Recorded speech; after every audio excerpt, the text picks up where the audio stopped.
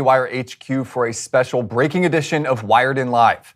After months of growing tensions, speculation, and ultimately multiple rounds of failed nuclear negotiations, the United States of America and Israel have begun a series of widespread airstrikes targeting Iran in what President Trump called a, quote, massive and ongoing operation. The Department of War has dubbed this operation Epic Fury. This story is rapidly developing. We're going to be getting new updates by the second. We'll bring you all of the latest news as it comes in. But let's first start with what we know so far, and then we're going to get to some guests, including Michael Knowles and other experts from the region. President Trump announced this news early Saturday morning, saying America will, quote, never be threatened by a nuclear-armed Iran. Again, we're still getting details, but it appears American strikes at the moment are focusing on Iranian nuclear sites, which the regime has worked to rebuild following Operation Midnight Hammer, along with naval facilities. For their part, the Israeli military is reportedly going after senior leadership within the regime. Their strikes have reportedly targeted top generals, the country's president and armed forces chief of staff, and even the Ayatollah himself. We're still waiting for news on whether any of those men have been killed, but footage from Tehran shows smoke rising from a number of compounds that house the country's senior leadership, including the presidential palace. According to the New York Times, satellite imagery appears to show that the Ayatollah's residence has been completely destroyed. Again, we're still waiting for his whereabouts, but there are also unconfirmed reports and footage that appear to show strikes targeting the home of former Iranian President Mahmoud Ahmadinejad. His condition is not yet known either. Elsewhere, it's worth noting Israeli media is reporting that Mohammad Pakpour, that's the head of the Iranian Revolutionary Guard Corps, has been killed. So a senior leader there within the Iranian military confirmed killed. It's worth noting Iran's state-affiliated news agency published a list of officials that they claim were unharmed following the first volley of attacks. That list included a number of parliament members, the country's president and chief justice, they said, were not harmed. However, it did not mention the supreme leader himself. There are rumblings on social media, rumblings in Israeli media that Israel feels confident that their strikes may have taken out the Ayatollah. Again, that is not yet confirmed. But that will be the big question this morning. As the dust literally settles, everyone wants to know, has the Ayatollah been eliminated? Now, zooming out, according to numerous reports, this will not be a limited operation. The Pentagon says these strikes will go on for at least the next few days, potentially even weeks. Right now, it appears as if the Pentagon is planning to launch 1 to 2 days worth of strikes, wait for the dust to settle, reassess the damage on the battlefield, and then go back in for more. But again, this is going to go on, it sounds like, for days to weeks. President Trump offered a sober warning that there may well be American casualties, saying, quote, this is what happens in war. Have a watch. My administration has taken every possible step to minimize the risk to U.S. personnel in the region. Even so, and I do not make this statement lightly, the Iranian regime seeks to kill.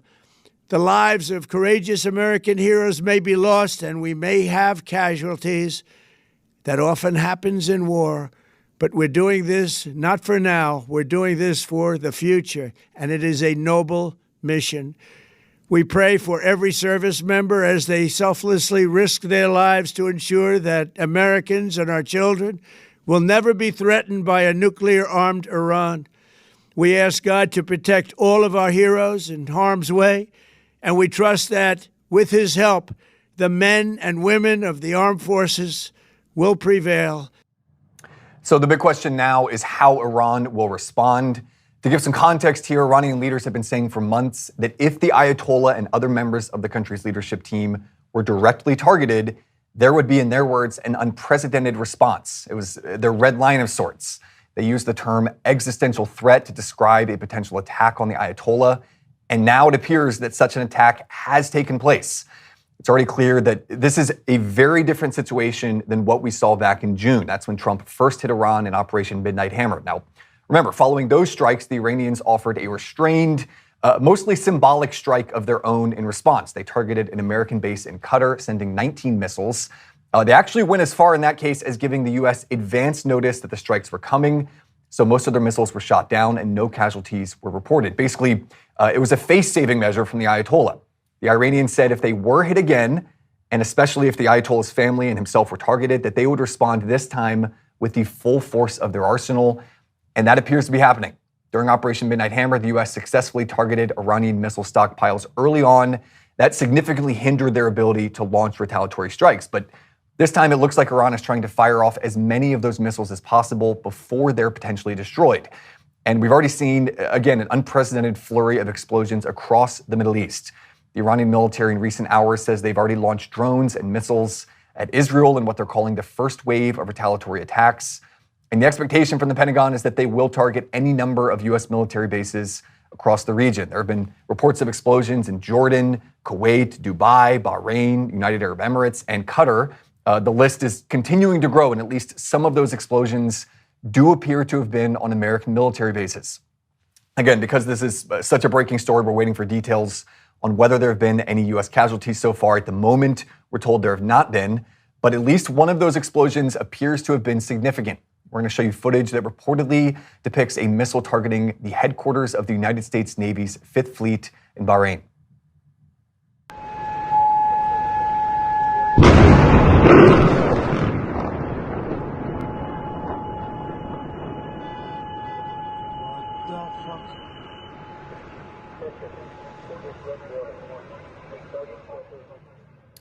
Again, you can see the magnitude of that strike. Reports again right now are that no American service members were harmed there. Fox says that thankfully the base had been largely evacuated, and that was a warehouse that had not been in use lately. Now, the obvious goal of this operation is to knock out Iran's nuclear sites and weaken their military. But President Trump has also made clear that he supports regime change from within. In a extraordinary, really historic statement, Trump called this morning for the Iranian people to rise up and overthrow the Ayatollah's regime, saying, quote, "Take over your government. I say tonight, the hour of your freedom is at hand." Watch. Finally, to the great, proud people of Iran, I say tonight that the hour of your freedom is at hand. Stay sheltered. Don't leave your home. It's very dangerous outside. Bombs will be dropping everywhere. When we are finished, take over your government. It will be yours to take. This will be probably your only chance for generations. For many years, you have asked for America's help, but you never got it. No president was willing to do what I am willing to do tonight. Now you have a president who is giving you what you want. So let's see how you respond. America is backing you with overwhelming strength and devastating force. Now is the time to seize control of your destiny and to unleash the prosperous and glorious future that is close within your reach. This is the moment for action. Do not let it pass. Again, just historic, remarkable comments there from Trump, directly telling the people of Iran to overthrow the regime. Now, the prospect of regime change will ultimately come down to how the Iranian people respond to these attacks. We've already seen massive historic demonstrations this year against the Ayatollah. And the White House is confident that sentiment will only grow as the regime continues to weaken, or at least appear more weakened from within. To that point, we've already seen a number of videos that reportedly show Iranians celebrating this operation today. Here's one, for example, that appears to show students cheering the strikes. You can hear some of them yelling, "I love Trump."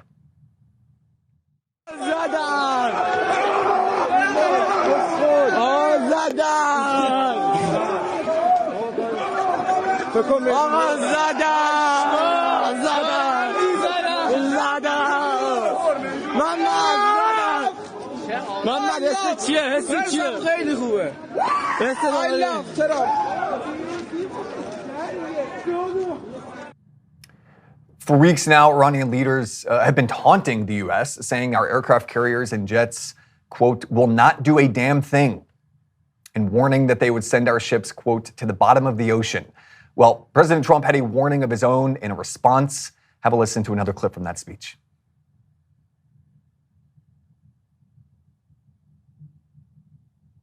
United States Armed Forces.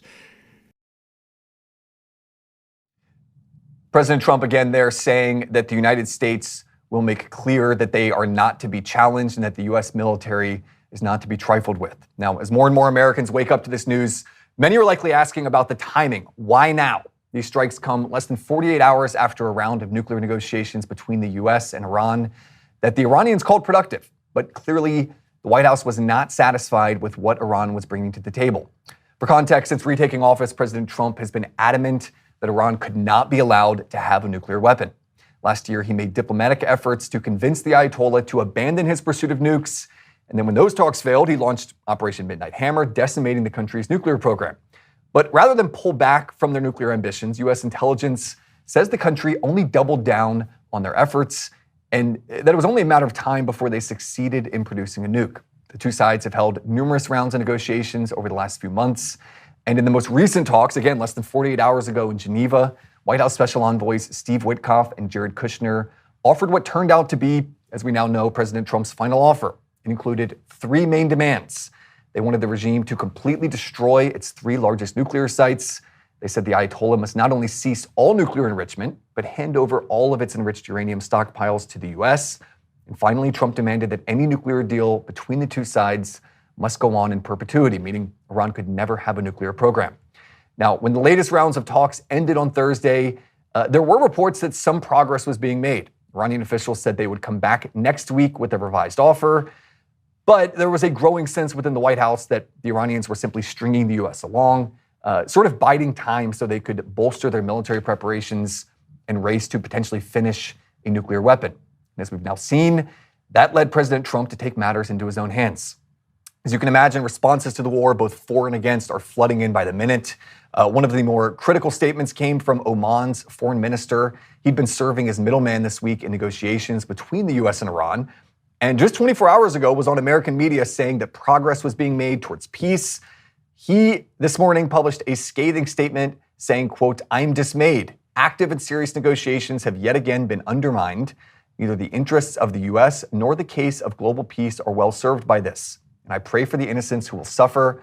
I urge the U.S. not to get sucked in further. This is not your war." In Europe, leaders have taken a more cautious approach. EU head Ursula von der Leyen released a statement calling the operation, quote, "greatly concerning." She urged both sides to de-escalate. For his part, French President Emmanuel Macron had a similar warning, saying that the, quote, "outbreak of war carries serious consequences for international peace and security." But elsewhere, American allies praised the operation, even some who have been at odds with Trump lately. Australian Prime Minister Anthony Albanese said his country, quote, "supports the U.S. acting to prevent Iran from obtaining a nuclear weapon and to prevent Iran continuing to threaten international peace and security." And then in Canada, again, another previous rival of President Trump, Prime Minister Mark Carney released a nearly identical statement saying that Canada supports the United States. Stateside, we've seen a mixed reaction that, as you can imagine, largely broke along party lines. Republicans mostly lauded the strike, commending President Trump for protecting America from Iranian aggression, while many Democrats slammed the operation, accusing President Trump of illegally bypassing Congress to launch a war without their approval. So the other factor really complicating the situation is concern over how Iran could respond to an attack. There have been reports now for months that Iran could use some of their terror proxies in the region, some of the groups that they sponsor, to launch asymmetrical attacks on the West. And Pentagon officials also have reportedly warned or repeatedly warned to the White House that the regime could direct proxies not just in the Middle East to conduct retaliatory attacks, but also in the United States. Remember, the DHS has warned for years that Iranian-backed sleeper cells could have crossed the border undetected during the Biden administration. So again, all that to say, this attack does open up a new set of concerns. And let's get into some of those concerns now. We have Dan Brouillette, the former Energy Secretary of the United States, joining us now. Dan, let's start with the top line. What is your reaction waking up seeing this news today? A number of different reactions. I mean, obviously, my background being energy, I'm looking closely at what this means for the energy markets. We're going to take a long look at this over the course of the next few days to see what happens. But my immediate, perhaps larger reaction is for the people of Iran. It's a very exciting day. This regime has been devastating to this country over the last 40 plus years.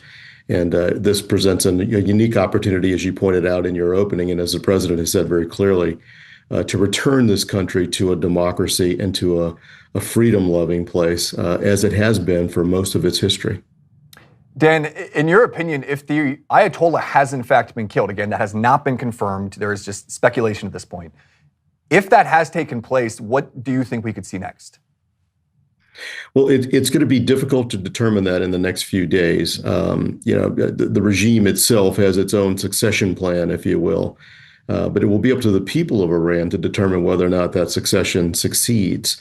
I would suspect that there, given the amount of protests, given the amount of events that we've seen on the ground, especially with the younger folks who are leading many of these protests in the streets, I would suspect that that is not going to be acceptable to most of the people of Iran.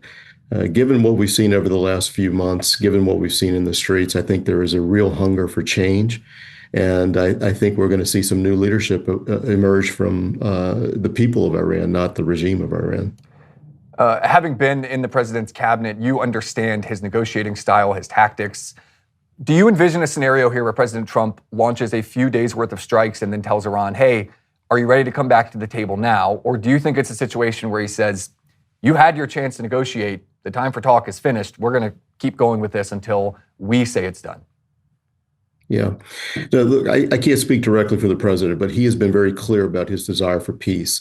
So I think he will give the people of Iran an opportunity to resolve this peacefully. So it wouldn't shock me and it wouldn't surprise me that you see some, slowing down of the military activities over the course of the next few hours or days.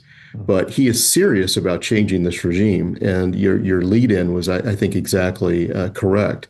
We saw this in 2017, 2018, and 2019 when we were dealing with what was then known as the JCPOA, which was the Obama construct for reducing their desire to produce nuclear weapons.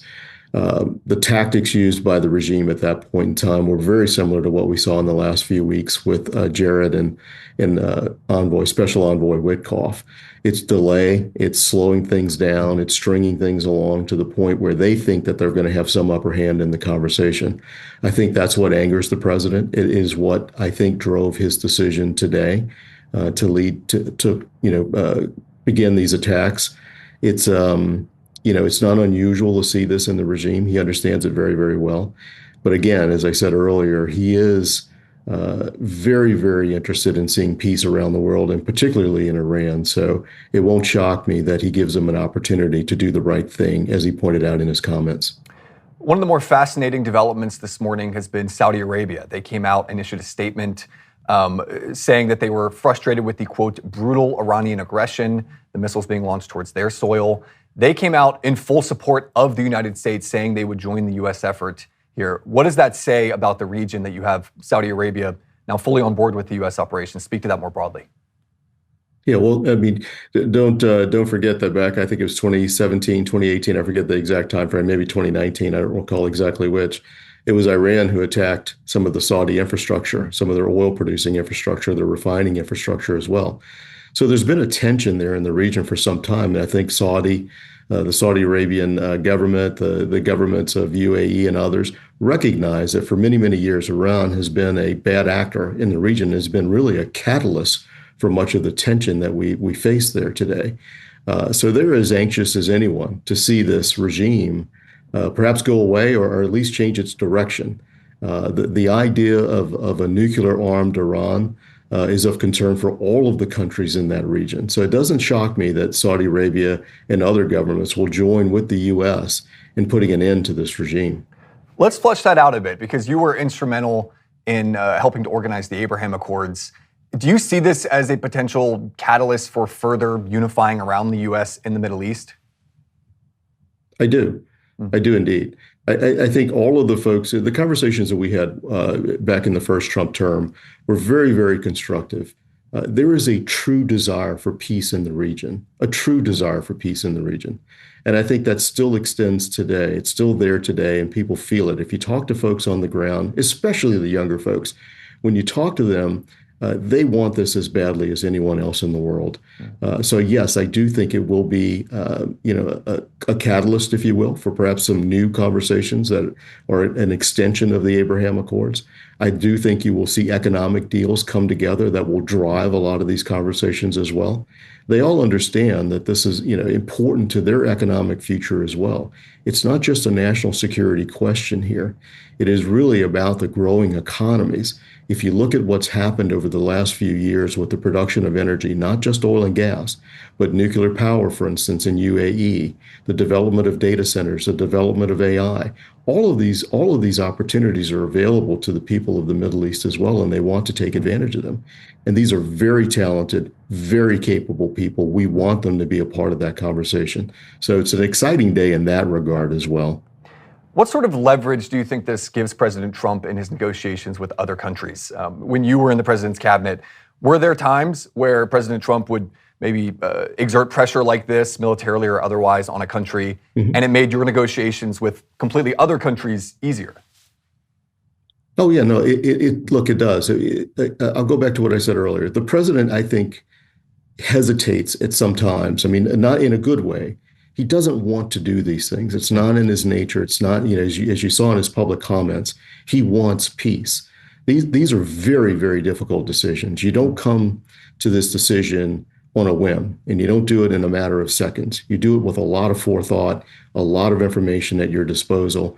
And I know he struggled with this decision. I just know that while watching him over the years. But once he makes a decision, he will follow through with it. And that's what you're seeing today. But look, what it does to other negotiations, I think it demonstrates clearly to other nations, to other leaders, he means what he says. If he says he's going to do it, he will do it. And, to the extent that people want to pay attention to those words and pay attention, and more importantly, to those actions, they will treat them accordingly. And I think it helps, understand once people have a clear idea of who this leader is, of who other leaders are, then we can have more constructive conversations and not just, dance around these important issues as we move forward. Final question, then we'll let you go. As former energy secretary, you know better than anyone the implications of what this means for Americans when it comes to oil prices, gas prices. Could this have a tangible impact for folks when it comes to the global oil supply? Not the global oil supply. So, what we're going to see and what we have seen today, as a matter of fact, in some of the oil futures pricing, is that you'll see a short-term spike. What we're talking about here is roughly 3% of the world's supply of oil coming into the marketplace. Iran does roughly 3 million barrels a day. We consume or produce roughly 100 million barrels a day. Most of Iran's oil goes to China, so we don't see that in the U.S. anyway. But even if it were taken completely off the market, which I don't think it will be, Saudi Arabia has enormous capacity to fill that gap. The United States has enormous capacity to fill that gap. So I don't think the long-term effects of this type of action are going to be sustained high oil prices or sustained high gasoline prices over the course of the year. So I don't see that happening right now. Yeah. The Strait of Hormuz obviously is very, very important. A lot of oil comes through that. I don't think Iran is going to close that. They may threaten it. I don't think they're capable of closing it, frankly. The U.S. Navy will ensure that it's open, but it's not in their interest to close it either. That 3 million barrels that I talked about earlier is the backbone of their economy. They need that oil to get to China. So if they shut down the strait, they're cutting off their nose to spite their face. All right. Thank you so much, Dan Brouillette, former energy secretary, expert on all things Middle East as well. Thank you so much for your time. Really appreciate you making it in. Thank you. Great to be with you. All right. Again, we have breaking coverage here at the Daily Wire as President Trump and Israel launch joint strikes on Iran. Again, this story is very quickly developing, so we're going to be getting you the latest updates. We're still waiting for information on the whereabouts and potential safety of the Ayatollah, whether he survived these strikes or not. But one thing is clear, an unprecedented morning in Iran. We're waking up to a new age in the Middle East, potentially. Joining us now to discuss what this all means is Fred Fleets, Vice Chair of America First Policy Institute, American Security. So let's get right into this, Fred. What does this mean? Has anything surprised you so far? Give us the 30,000-foot view here. The Iranian government had multiple opportunities, multiple off-ramps to avoid this. President Trump gave them 60 days last year to negotiate a deal.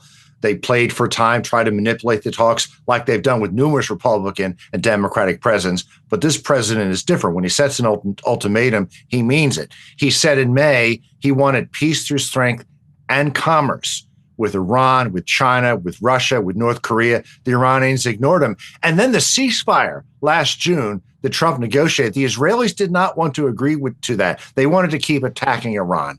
But Trump gave Iran an opportunity then. What did it do? It proceeded throughout the summer, throughout the beginning of this year, to rebuild its nuclear program, to rebuild its missiles. Then he started talks again this year. The Iranians also tried to manipulate them. So critics of this attack on the right and left should realize Military force was not President Trump's first choice. And when other states try to game us, when they ignore ultimatums, and if we go along with that, we undermine American credibility on the world stage. In your view, what was the red line here? What was it, the protesters who were being killed? Was it the continued stalling that we saw during this negotiations? Do you think there was a singular moment that ultimately forced President Trump's hand here? I mean, obviously, the world was appalled when tens of thousands of Iranians were killed by the Iranian regime, and many, many more were maimed. You know, Iranian security forces were shooting at protesters in the eyes to blind them. It was appalling, and the crackdown has continued since that time. I think the president was really outraged by that. He wanted that to stop. But just as important, and this may have happened in the last 10 days, I think there's been very compelling intelligence on how Iran is rushing to rebuild its nuclear missile program. They may be building 100 missiles a month, and eventually they would have an arsenal so large they would be able to overwhelm Israeli air defenses. Now, Democrats in Congress have already been out in force this morning saying that President Trump acted unconstitutionally, that he illegally bypassed them. What's your response to those Democrats who are saying that President Trump illegally bypassed them? Well, let's first give credit to Senator Fetterman, who strongly supported this. We used to have bipartisan politics like that. The politics ended at water's edge. And I hope we have more Democrats who take a principled position like that. I don't think we will because of Trump derangement syndrome. The American people will decide. Do they think this attack was a good idea? Do they think it was a good idea to get rid of a regime that has been really at war with us for 47 years, as the president said yesterday before he left the White House, as he said in his statement this morning? So how do you see this playing out? The White House is giving hints that it could be days, even weeks. If you had to guess, with what you know of President Trump, having worked so closely with him over the years, how long of a timeline do you see for this attack? I think we probably could see a couple of weeks.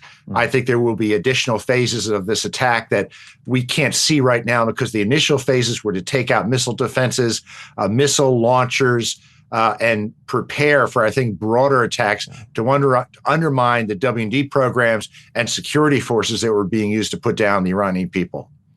Thankfully, to this point, reports are that there have been no American casualties. But I am interested. President Trump has been adamant that he does not want boots on the ground in the Middle East, that he does not want that for this situation. If there is a situation, God forbid, where a missile gets through to a U.S. base and kills a dozen U.S. service members, is there a way to avoid boots on the ground? Well, let's point out that our bases are at greater risk than Israel because most of Iran's remaining missiles are short-range missiles. Iran shot most of its long-range missiles or had them destroyed last June. That's why we're just seeing dozens being fired at Israel right now. But Iran may have maybe 800 to 1,000 short-range missiles. We can shoot most of them down. I'm sure there are very, very aggressive efforts right now to protect American assets and American personnel at these bases. But frankly, by firing at these Gulf states, Iran is making this conflict worse for themselves. I think the Saudis may join us in attacking Iran right now because Iran attacked Saudi territory. Yeah, we did see that statement from Saudi Arabia offering at least verbal support for the U.S. The big question, as you mentioned, is whether that will lead to military support as well. So I'm interested in the political angle here. We have seen some on the right criticize President Trump, saying that he campaigned as the president who would avoid foreign entanglements, avoid foreign wars. He was the peace president.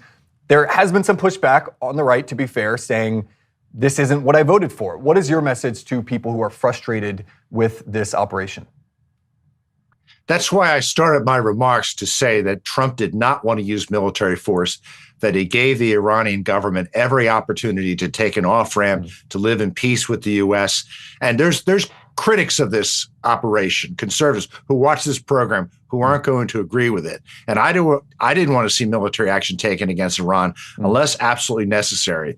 But the president gave them multiple opportunities for an agreement to stop the threat to the region and to live in peace with us and with our allies. The Iranian government did not want to do that. This is a government that is determined to destroy the state of Israel and build nuclear weapons. And President Trump correctly decided that is unacceptable. Final question, Fred. What do you think this means for Russia and China? In your view, how are they responding as they wake up to this news, or as they get more intel here? What can we expect to see from Putin and Xi? It's a huge setback for the Russians. Russia doesn't have many allies. They're getting weapons for the war in Ukraine from just two states, Iran and North Korea. And there's this so-called axis that has been formed with Russia, China, North Korea, and Iran. Well, the axis just lost a member, and it looks like the other members aren't doing too much to defend them. So much from the America First Policy Institute. Really appreciate you joining us on our breaking coverage today. Good to be here.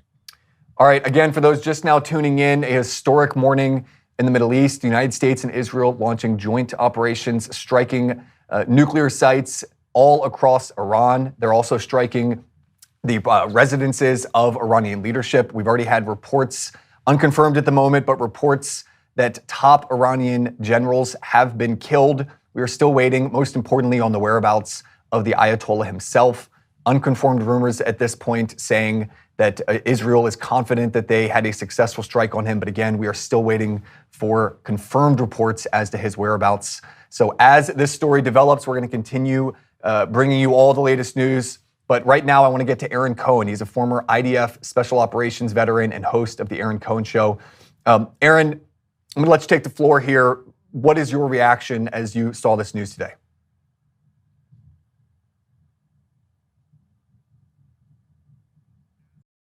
Look, here's where I'm at with this. Here's what I think matters. This is no more games. This is no more warning shot. This is no more tit for tat. Excuse me. Deliberate, coordinated, daytime matters. Operation inside of Iran. Signals big. Nobody's hiding here. Nobody's sneaking around. It's confident. And look at the deep penetration that the U.S. and Israel was able to pull off. And you don't assemble a strike package of this magnitude unless you've got the intelligence. Remember, Bibi took a trip about 2 weeks ago, week and a half ago. He was meeting with Trump. Certain things we just don't talk about on the phone in Israel. So I think this was highly planned. I think this could be a low-key regime change here if, in fact, the reports that I'm hearing from Israel and that Fox News and some of my other friends at Fox are putting out, major military IRGC leadership, including the Ayatollah, may, in fact, have been eliminated. And so it's the senior leadership for the IRGC have always been within strike scope. I want to make that clear.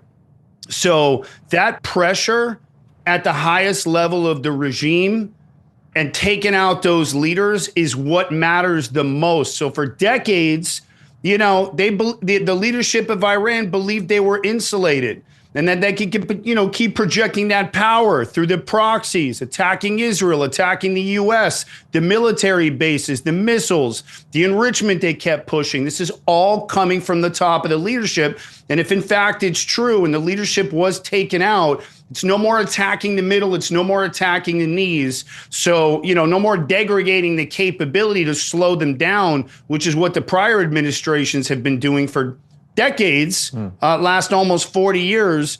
And so once that leadership gets hit, that deterrence equation changes. So this is a pretty big shift that we're seeing here right now. And as more of this information gets confirmed and the top tier regime target packages are confirmed, then it's really going to change it's going to change the whole puzzle for the Middle East.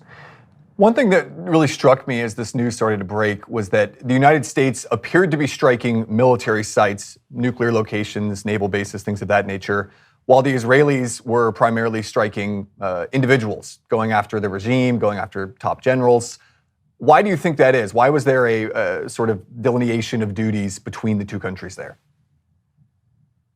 I don't think it's, I just think it's the operational flow and the layout. I think the U.S. has capabilities. They're going to be able to move quickly in certain directions.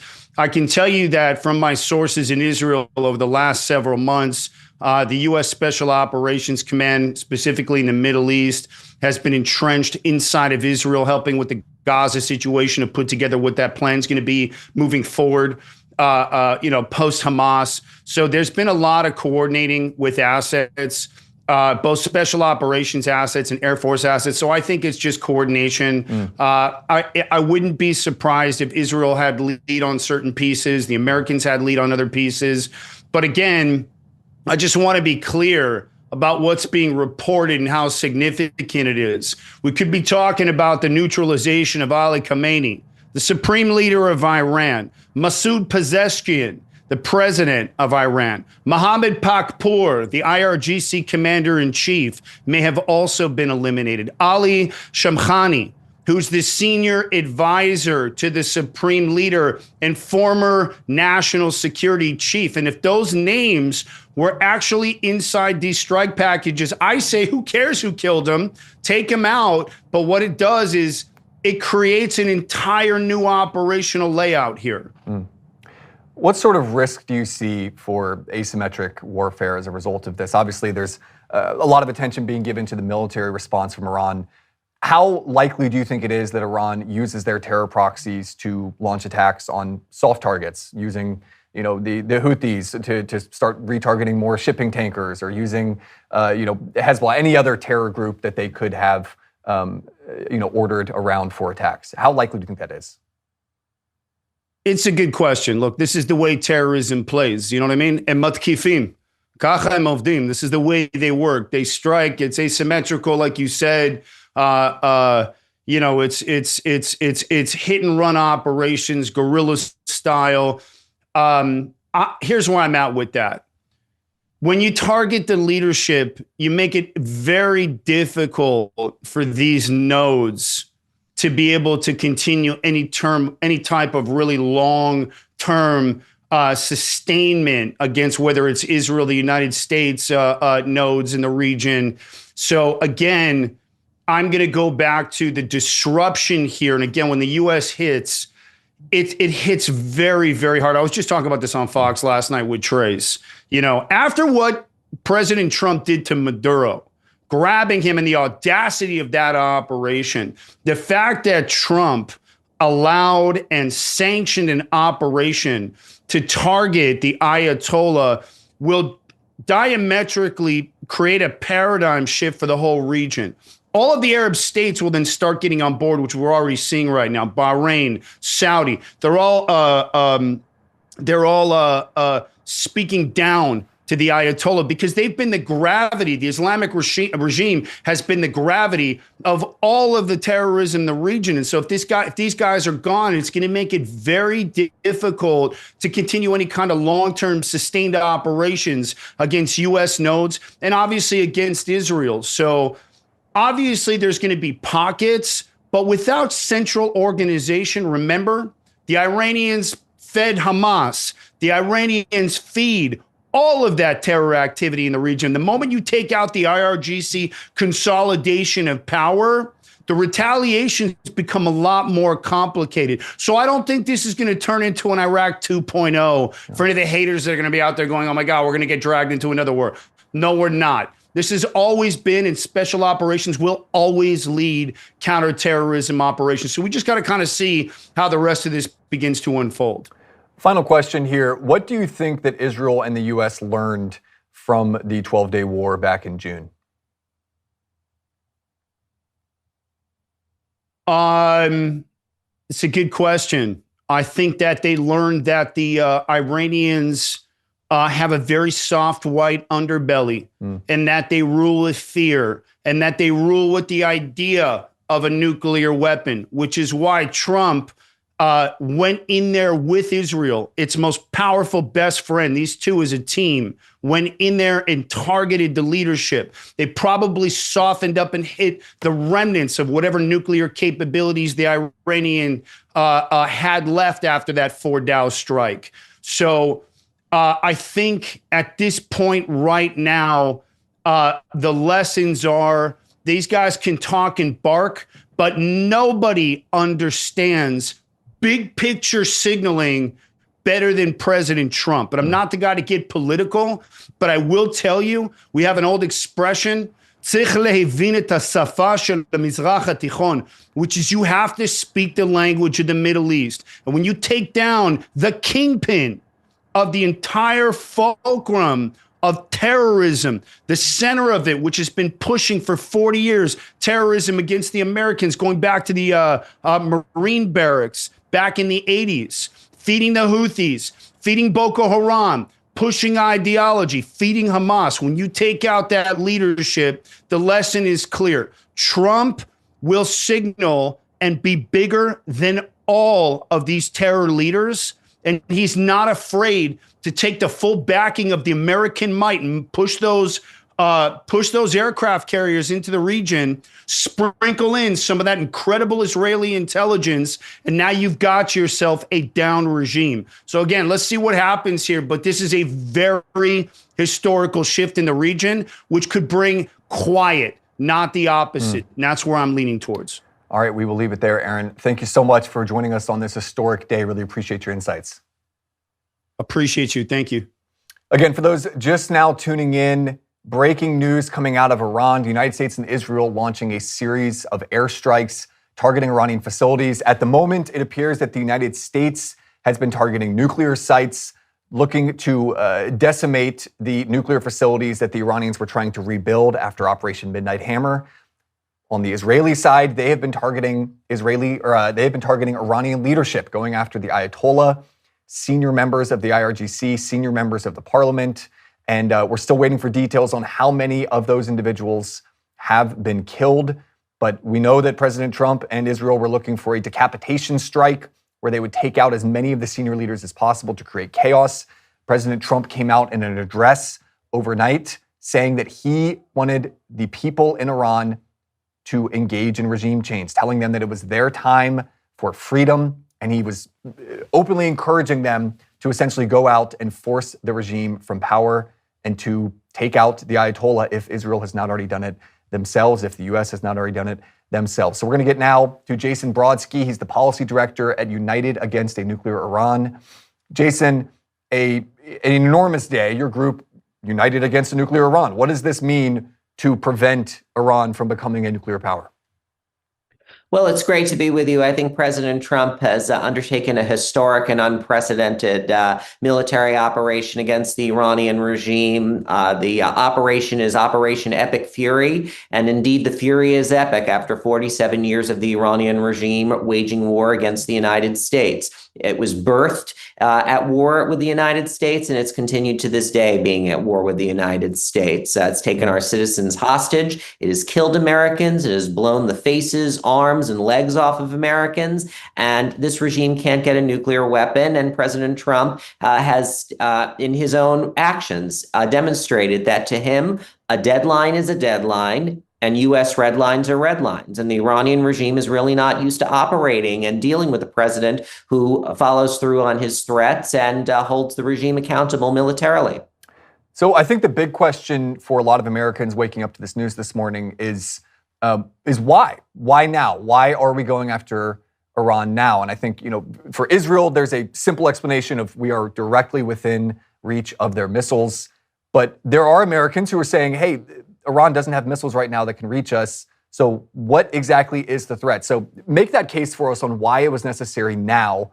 What is President Trump's best argument for why he had to act preemptively? I think for a few different reasons. First of all, the Iranian regime had started to reconstitute its uranium enrichment capabilities, as Secretary Rubio has stated, and President Trump had warned the Iranian regime against doing so. It crossed a red line for President Trump, and the U.S. acted as a result. That's first. Second is the Iranian regime has been perfecting its capability and ability to construct intercontinental ballistic missile through the setup of what's called a satellite launch vehicle program. It's been using the program to create that ICBM development capability. It uses technologies that are directly applicable to the development of an ICBM that could reach the United States. And the Defense Intelligence Agency has assessed that by 2035, Iran could start producing those ICBMs that could threaten the United States. So it's important that we nip these threats in the bud. A diplomacy with the Iranian regime, which President Trump has tried repeatedly, has failed. Democrats have tried it. Republicans have tried it. The reality is that there is no durable diplomatic solution to the Iranian challenge as long as this regime is in power. And I think President Trump acted as a result of that to advance U.S. interests, because it is in the U.S. interests that the Iranian regime be gone. Jason, stick with us here. We want to keep you on. We're also going to now bring in Tim Rice. He's the Daily Wire DC bureau chief. I want to get both of your thoughts now on this clip I'm going to play in a second. But first, Tim, give us what the vibe is, for lack of a better word, in DC. What are you hearing from lawmakers? What are we hearing from the White House out of the nation's capital?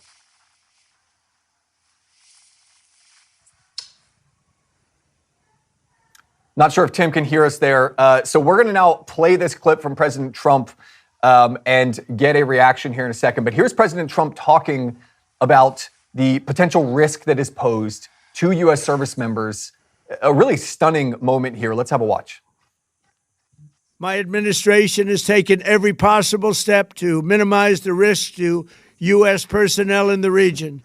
Even so, and I do not make this statement lightly, the Iranian regime seeks to kill. The lives of courageous American heroes may be lost, and we may have casualties. Just interviewing him. That often happens in war. But we're doing this not for now. We're doing this for the future, and it is a noble mission.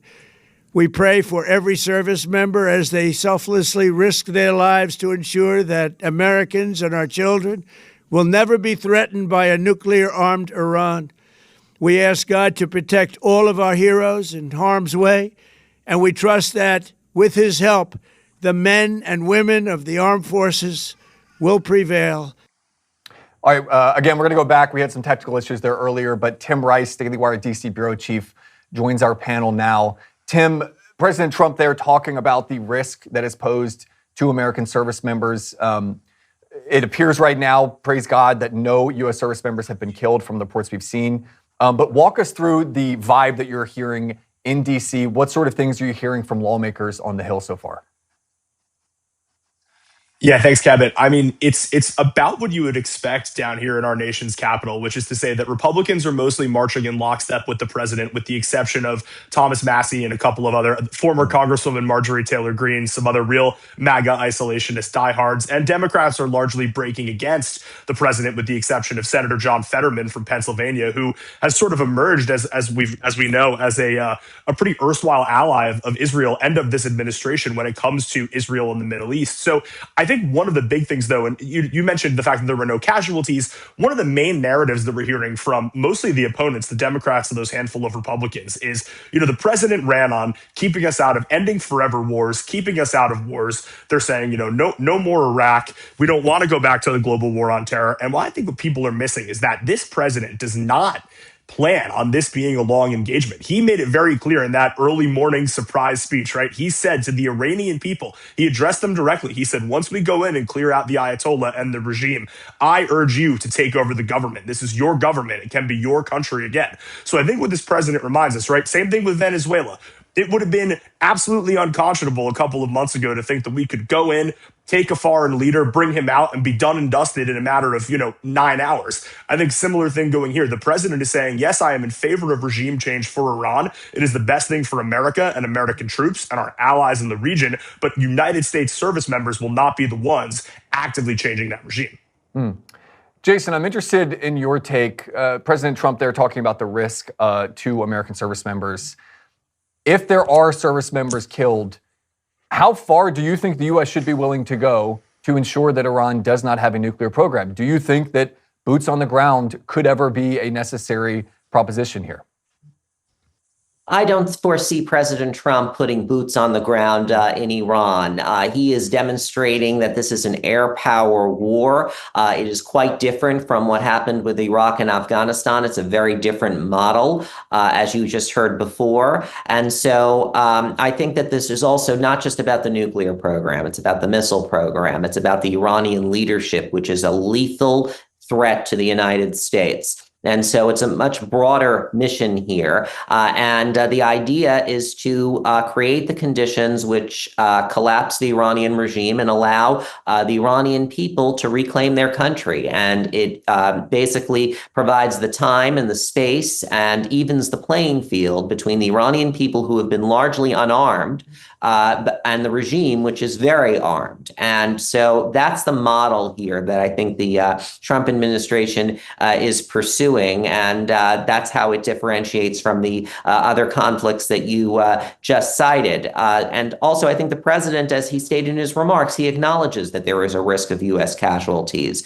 and he definitely demonstrates that there is that acknowledgement. But the Iranian regime, what they're going to try to do in response is to try to increase the political, economic, and military costs for the United States in any way they can to try to cut this operation short and to put pressure on the president to basically withdraw and cease the operation. And so that's the Islamic Republic's calculation and strategy. It's one of asymmetric endurance against a power like the United States, which has a much larger and sophisticated and more formidable conventional military. Tim, I want to get back to the pushback from Democrats on Capitol Hill. They are very upset about this operation, but how much power do they actually have? What could they actually do, from a congressional standpoint to try and prevent President Trump from taking action?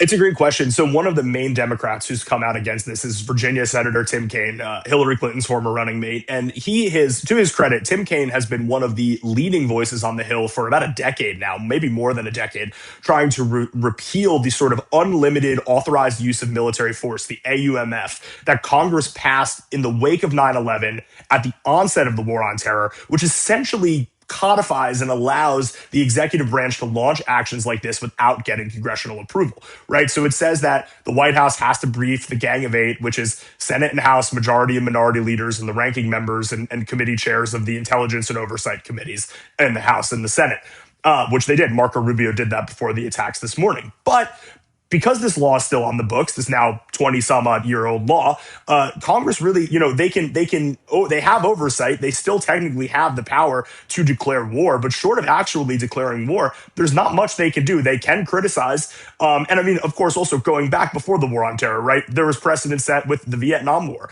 Like, this country has gone into actions, right, has dedicated troops, put boots on the ground without congressional oversight. And this is, of course, partially due to the growth of the executive. But, and I think this gets back to the congressional Democrats, right? Congress has sort of neutered itself. It's given up its authority. Congress, we all know, it's supposed to be a co-equal branch. Lawmakers love to remind us that they're a co-equal branch, but we haven't seen much of that in the past 10, 15, 20 years. And that's not just a Democratic thing or a Republican thing. It's not just during this administration. It's during past administrations, Democratic and Republican. So, I mean, we'll see. Congress was set to vote on Iranian action early next week, but this was obviously preempted it. So I do think, not really entirely a criticism. I think the best thing that Congress can do right now is just voice their opinions, whether it's pro or anti. So I'm interested, Tim, also on the political angle here. If you look at polling data this week leading up to this strike, Americans were quite split on whether they supported an attack. It was largely split along party lines, but the majority of Americans, for the most part, were not supportive of the idea of going in and taking a preemptive strike. Do you think President Trump really cares? We know on the campaign trail he cares a lot about polling data, but do you think he actually cares that much if the American people are not super on board? Do you think he's confident they'll get on board as they understand and see the results? Walk us through that political angle here.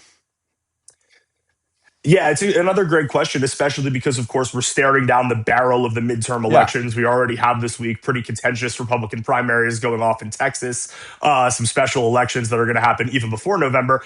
I think to say that the president doesn't care is almost right. I think that what we see here, and to your point, I think, yes, I'm sure that President Trump is a confident man, right? And we always say he is a salesman first and foremost. So this president is convinced that he can sell the American people on anything. But I think more than that, what you saw this morning is the president really acting as commander in chief. Of course, the American people don't want a war. The American people are rarely going to want a war, right? I mean, even when it's, after the attack on Pearl Harbor, I don't know. Let's look at the polling numbers after that. I'm sure most Americans still didn't want to go to war. They don't want to see an entanglement. But sometimes, as the commander in chief of the armed forces and as the leader of this country, the president of the United States is going to have to make a decision that is in the best interest of both the country, its national security, and to a certain extent, our allies around the world, because whether we like it or not, we do remain the world's policemen. So I think that whether or not the American people do come around to it, the president is doing what I think he thinks he needs to do. All right, we will end it there, guys. Thank you so much for joining us, Tim, Jason. Really appreciate y'all's insight. We are going to continue to give breaking live coverage to our audience. Thank you guys again so much for coming on. So let's get now to just the overview of what's happening for everyone who is just waking up to this news, just tuning in.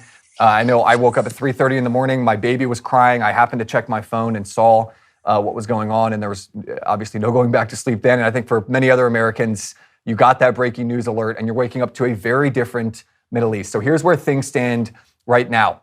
About 6 hours ago, the United States and Israel launched joint strikes on the Iranian regime across the entire country, north, south, east, west. There are hits going on everywhere. The U.S. military is mainly targeting military facilities, going after the nuclear program, which was largely decimated under Operation Midnight Hammer. But the Iranians, according to the U.S., were trying to quickly rebuild that. Israel, for their part, going after leaders within the regime. We're still waiting on the whereabouts of the Ayatollah himself. Scattered reports and rumors that he could have been killed. But again, that report has not been confirmed. But that is the big question. So to give us some answers on the day, let's go to Michael Knowles now, host of the Michael Knowles Show here at Daily Wire. Michael, I just want to get your reaction. You woke up and saw this news. What was your first thought? Well, first of all, don't come to me for answers. Nobody has any answers on any of this. In fact, my recommendation to every American who woke up, maybe opened Twitter or their news app, and said, what's going on here? Maybe they got a notification, is do not believe anything on social media for at least the next 48 hours. The amount of information warfare, the amount of propaganda that is flying around is crazy, though it's totally to be expected, because this is not just a strike on a Latin American dictator. This is not just dropping the Moab in a war zone. This is a major, major military operation. This is the most significant military operation of either of President Trump's terms. A lot of us are not surprised by this. We've seen the buildup for a long time.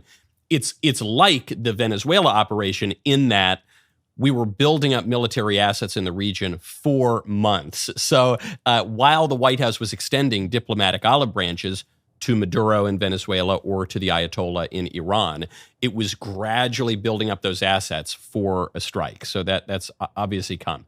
Now, the issue here is that the Iran operation is not going to take 88 minutes. I think if you polled Americans and you said, do you support a strike with Iran if it will go as quickly as the strike in Venezuela and be resolved as simply? Probably 80, 90% would say, yeah, sounds good. Iran hates us. They chant death to America. We don't want them to have a nuke. Okay, that works. The problem is that already President Trump has told us this operation is going to go on at least for days, could go on a lot longer. And there, I don't think Americans really support the war. If you look at the national polls, majority of Americans did not support a strike on Iran. When you focus specifically on Republicans, it's a little less clear. You know, there's more support, but it's still, in many polls, less than 50%. Now, just because the people ask for something or, you know, voice their opinion for something doesn't mean that that's necessarily the right policy. But we have to ask ourselves, what is the goal here in the Iran strike? President Trump tells us the goal is regime change. The justification for war is that Iran is building a weapon of mass destruction. And the further defense of the war is that the Iranian people want freedom. Sound familiar? This is exactly the argument for war that we saw in the lead up to Iraq in 2003. Now, that is not necessarily a bad thing. A lot of people will hear that and immediately react as though that is a bad thing, and it could be. It could go to pot. Now, the only difference here, though, is that President Trump has the best record on foreign policy of any president in many of our lifetimes. You know, for me, other than maybe George H.W. Bush and maybe including him, President Trump has a great record on foreign policy. So I think it's good to give him a little grace here, to realize that he has a lot of credibility on foreign policy. But let's look at the real situation. The stakes are very, very high. If this thing goes south, it will be drawn out, at least more than the last strikes. Already you're seeing bad optics coming out. Again, this is part of the war propaganda, but there's reporting that a school was struck, 53 kids injured or killed. We don't have really verifiable information yet, but you're going to see bad optics on TV. You're going to see things drawn out. You could see American service members killed. This could be a very, very difficult situation for the White House. If this goes south, President Trump is risking not only his foreign policy credibility, but perhaps his whole presidential legacy in precisely the way George W. Bush did. However, if this works, if the United States ousts the Ayatollah, who has been an enemy of the United States since the regime took power in 1979, if the United States succeeds in regime change in Iran and helps to bring about a more pro-Western and more popular regime there, this will be the greatest foreign policy accomplishment of any president in our lifetime since the end of the Cold War. All of that to say, we don't know what's going to happen, and anyone who tells you what's going to happen tomorrow or the day after in a war is lying to you or ignorant. However, the one thing we know with certainty is the stakes could not possibly be higher for the White House. Yeah. One thing I do want to point out, Iran's Minister of Foreign Affairs recently gave an interview on NBC, I believe it was.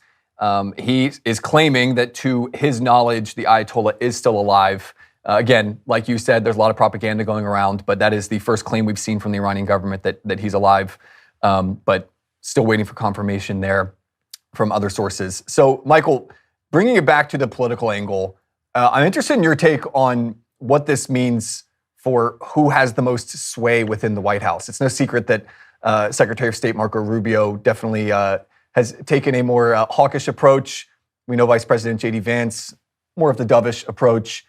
Does this give insight into who is winning that power struggle when it comes to having the president's ear? Well, even that characterization, I wonder if that is part of the information warfare and propaganda here, because, we constantly hear from the media, not only on the left, but even sometimes on the right, that there's this war in the White House between Vance and Rubio, or this department and that department. And yet, whenever we see them actually speak for themselves, there's remarkable unity. I've never seen a White House more unified in my life.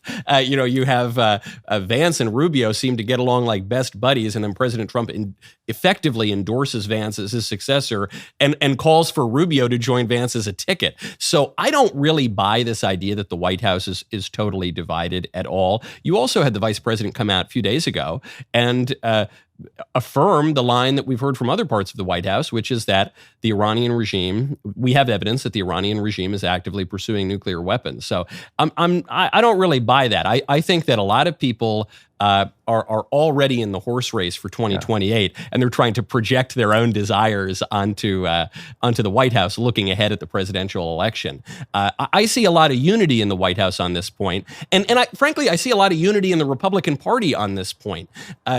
Of course, the Republicans would love to get rid of the Iranian regime if we can do so at a low cost. However, the question really seems to be less about ideology or even geopolitical goals than it is about feasibility. Are people really confident in the ability of Reza Pahlavi, the crown prince, to just come in, bring stability to Iran? Do they really believe that, a strike in a day or 2 days can take out the Iranian regime? Is that really feasible in the way that it was feasible to extract Maduro from Venezuela? And that remains to be seen. I saw again, I'm breaking my own advice by believing what I'm reading on Twitter, but it does seem that the leader of the Iranian Revolutionary Guard Corps has been killed. I don't know if that's actually been confirmed. That was going around some of the reporting. It seems that the Ayatollah is still alive for now. Seems that the president is still alive for now. And so in that case, if the strike did not actually behead the Iranian regime, that would be a setback for the operation, and that would seem to explain why the operation is going to go on for several more days. Now that we're already in it, it would seem to require us actually to change the regime in Iran. Because if the Ayatollah remains in power, that's a major embarrassment for Israel and for the United States. And then, of course, if this drags on, not just days, but weeks or longer, then you're in a situation where we might need formal declarations of war. Congress is going to get involved. Already you have Tim Kaine, who was the vice presidential nominee under Hillary Clinton. Most people have already forgotten that. Tim Kaine is already coming out and calling this a stupid, terrible military operation. By Monday, you're going to have half of Washington, D.C. calling for President Trump to be impeached over this. So the domestic political fight is going to be very, very lively. I don't think it's going to be a domestic fight within the White House. I think it's going to be the Democrats seizing, even if the Democrats might have supported a strike on Iran in principle, just like you saw in Iraq in the mid-2000s. You're going to get many Democrats who are totally open to this strike, opportunistically seizing on it to attack the Republican president. Michael, stick here with us. I want to bring in now, though, Morgan Murphy, the former Pentagon press secretary and former senior advisor to Special Envoy Keith Kellogg. Morgan, I'm interested. Michael was touching on the possibility that what it means for this operation if the Ayatollah has not been killed here. If that is the case, if he is still alive, what do you think that means? And what message does that send to the rest of the world? I think it means he'll be dead soon. If he's still alive, we'll hunt him down. That's what the president is doing with this strike force that he's assembled, with a daylight operation, with a strike on a meeting. You know, it's really not a strike on Iran writ large and the people of Iran. It's a strike on the Ayatollah and his regime, which have been at war with our country since 1979. There are a lot of Americans who kind of blissfully think that, oh, this is an optional war. This is a war that, you know, we're conducting on behalf of Israel. But this regime has been after Americans since its very inception, when they took 52 hostages in 1979 and kept them for over 400 days. Their attacks on the Marine Corps barracks, their attacks on our soldiers through proxies all over the Middle East, including when I was deployed to Afghanistan. So many of our veterans today don't have legs because of the Iranian regime. And we can't forget their attack, their threat to kill President Trump and our other leaders. So this is, I think, long overdue. Morgan, what do you make of the timing here? Why do you think the president chose today to make this statement? Well, I think that the daylight attack is daring. It's out of our typical pattern of operations, and that's what you want to do in the military. You know, everybody today in Washington is an armchair national security advisor, but when you look at the unpredictable way Pete Hegseth's Department of War is operating, they really are not playing by America's typical playbook of how we conduct an operation. So we attacked Venezuela in the dead of night. We reduced all the Chinese anti-air hardware to looking like it was purchased off of Temu. And you know, here we are just flying in broad daylight into Iran. It's really breathtaking in its scope of operation. What do you make of the likelihood that there will be a relatively seamless transition of regime? You know, Cabot and I were just discussing, I think if Americans were confident that this operation would go down in 88 minutes like Venezuela, you'd have practically 100% support for it. But there's this fear that Iran is a little bit more of a stable country. The mullahs have ruled for a really long time, you know, almost 5 decades now. They might have contingency operations. So what are the odds that you could see someone like Reza Pahlavi come in and take control and unify the country versus civil breakdown and potentially even civil war? Reza Pahlavi is interesting and has been in preparation for this moment for a long time. I read his statement this morning with interest. I've been following him pretty closely here for the past 3 months, and he's very measured, very diplomatic. I think he's following in the King of Jordan's footsteps, and he's calling now for action on behalf of the people of Iran. And if they follow that, then I think he has a legitimate claim to shepherd in democracy or some other form of government in Iran. I don't think that's the administration's stated goal here. Trump is very transactional, very pragmatic. He wants what's best for the American people. He's probably going to leave it to the Iranian people. I can't speak for the administration, but I imagine he's going to leave it to the Iranian people to decide what kind of government they want. He just doesn't want a government that's diametrically opposed to the United States, threatening our assets, threatening our allies, and aiding and abetting China. Michael, I want to get your reaction to some of the condemnation coming from Capitol Hill. Democrats in the Senate, for example, Mark Warner, saying that the U.S. was poised to, quote, repeat mistakes of the past, invoking the Iraq War. We see another statement here. The American people have seen this playbook before. Claims of urgency, misrepresented intelligence, military action that pulls the U.S. into regime change. Ed Markey from Massachusetts saying it's illegal and unconstitutional. Other members going on, Tim Kaine, Adam Schiff, saying a diplomatic solution remained the best way to end this crisis, slamming President Trump, a crisis of Trump's creation. What do you make of those messages? Well, the problem, we can take it in reverse order. The problem with the argument that we were just this close to diplomacy is President Trump has been trying diplomacy for his entire first year, not to mention the first term, not to mention the United States has been trying diplomacy since 1979. So that's pretty preposterous. Likewise, the preference of the United States in Iran has been regime change since 1979. That was not always the case in Iraq. In fact, during the Iran-Iraq war, we kind of helped out Iraq. So, here the battle lines are much more firmly drawn. However, I'll give a little credit to the Democrats and people like Mark Warner, which is that the stakes are very, very high, and there is a risk of repeating the mistakes of Iraq. There's no question about that. I think President Trump sees that.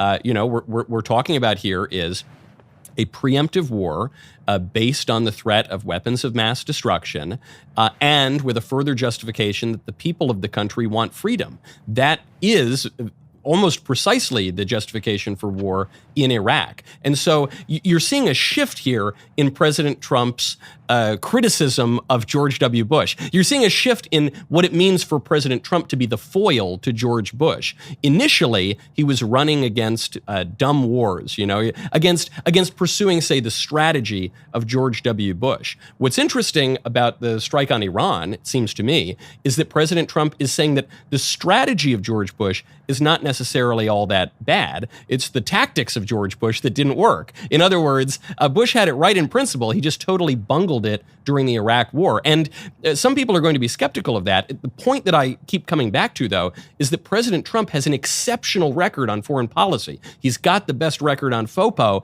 probably in my lifetime. And so if anybody has the credibility to make that kind of a claim, it's him. But that said, the Democrats' attacks are going to keep on coming because the echoes from Iraq are manifest. I have one more question for Morgan before we let you go, Morgan. What does this mean for China specifically? I know there had been concerns that the U.S. could potentially deplete some of its stockpiles, and that could give China maybe more of an incentive to make a move on Taiwan. Do you think that this changed anything for Xi and his calculus? Well, I'm going to speak bluntly. So China, most Chinese assets are in their region. They're right there. China, Taiwan is just 70, 80 miles off of the Chinese coast. China has 10,000 commercial shipping vessels. We have about 500. So we are militarily would be very pressed to defend Taiwan.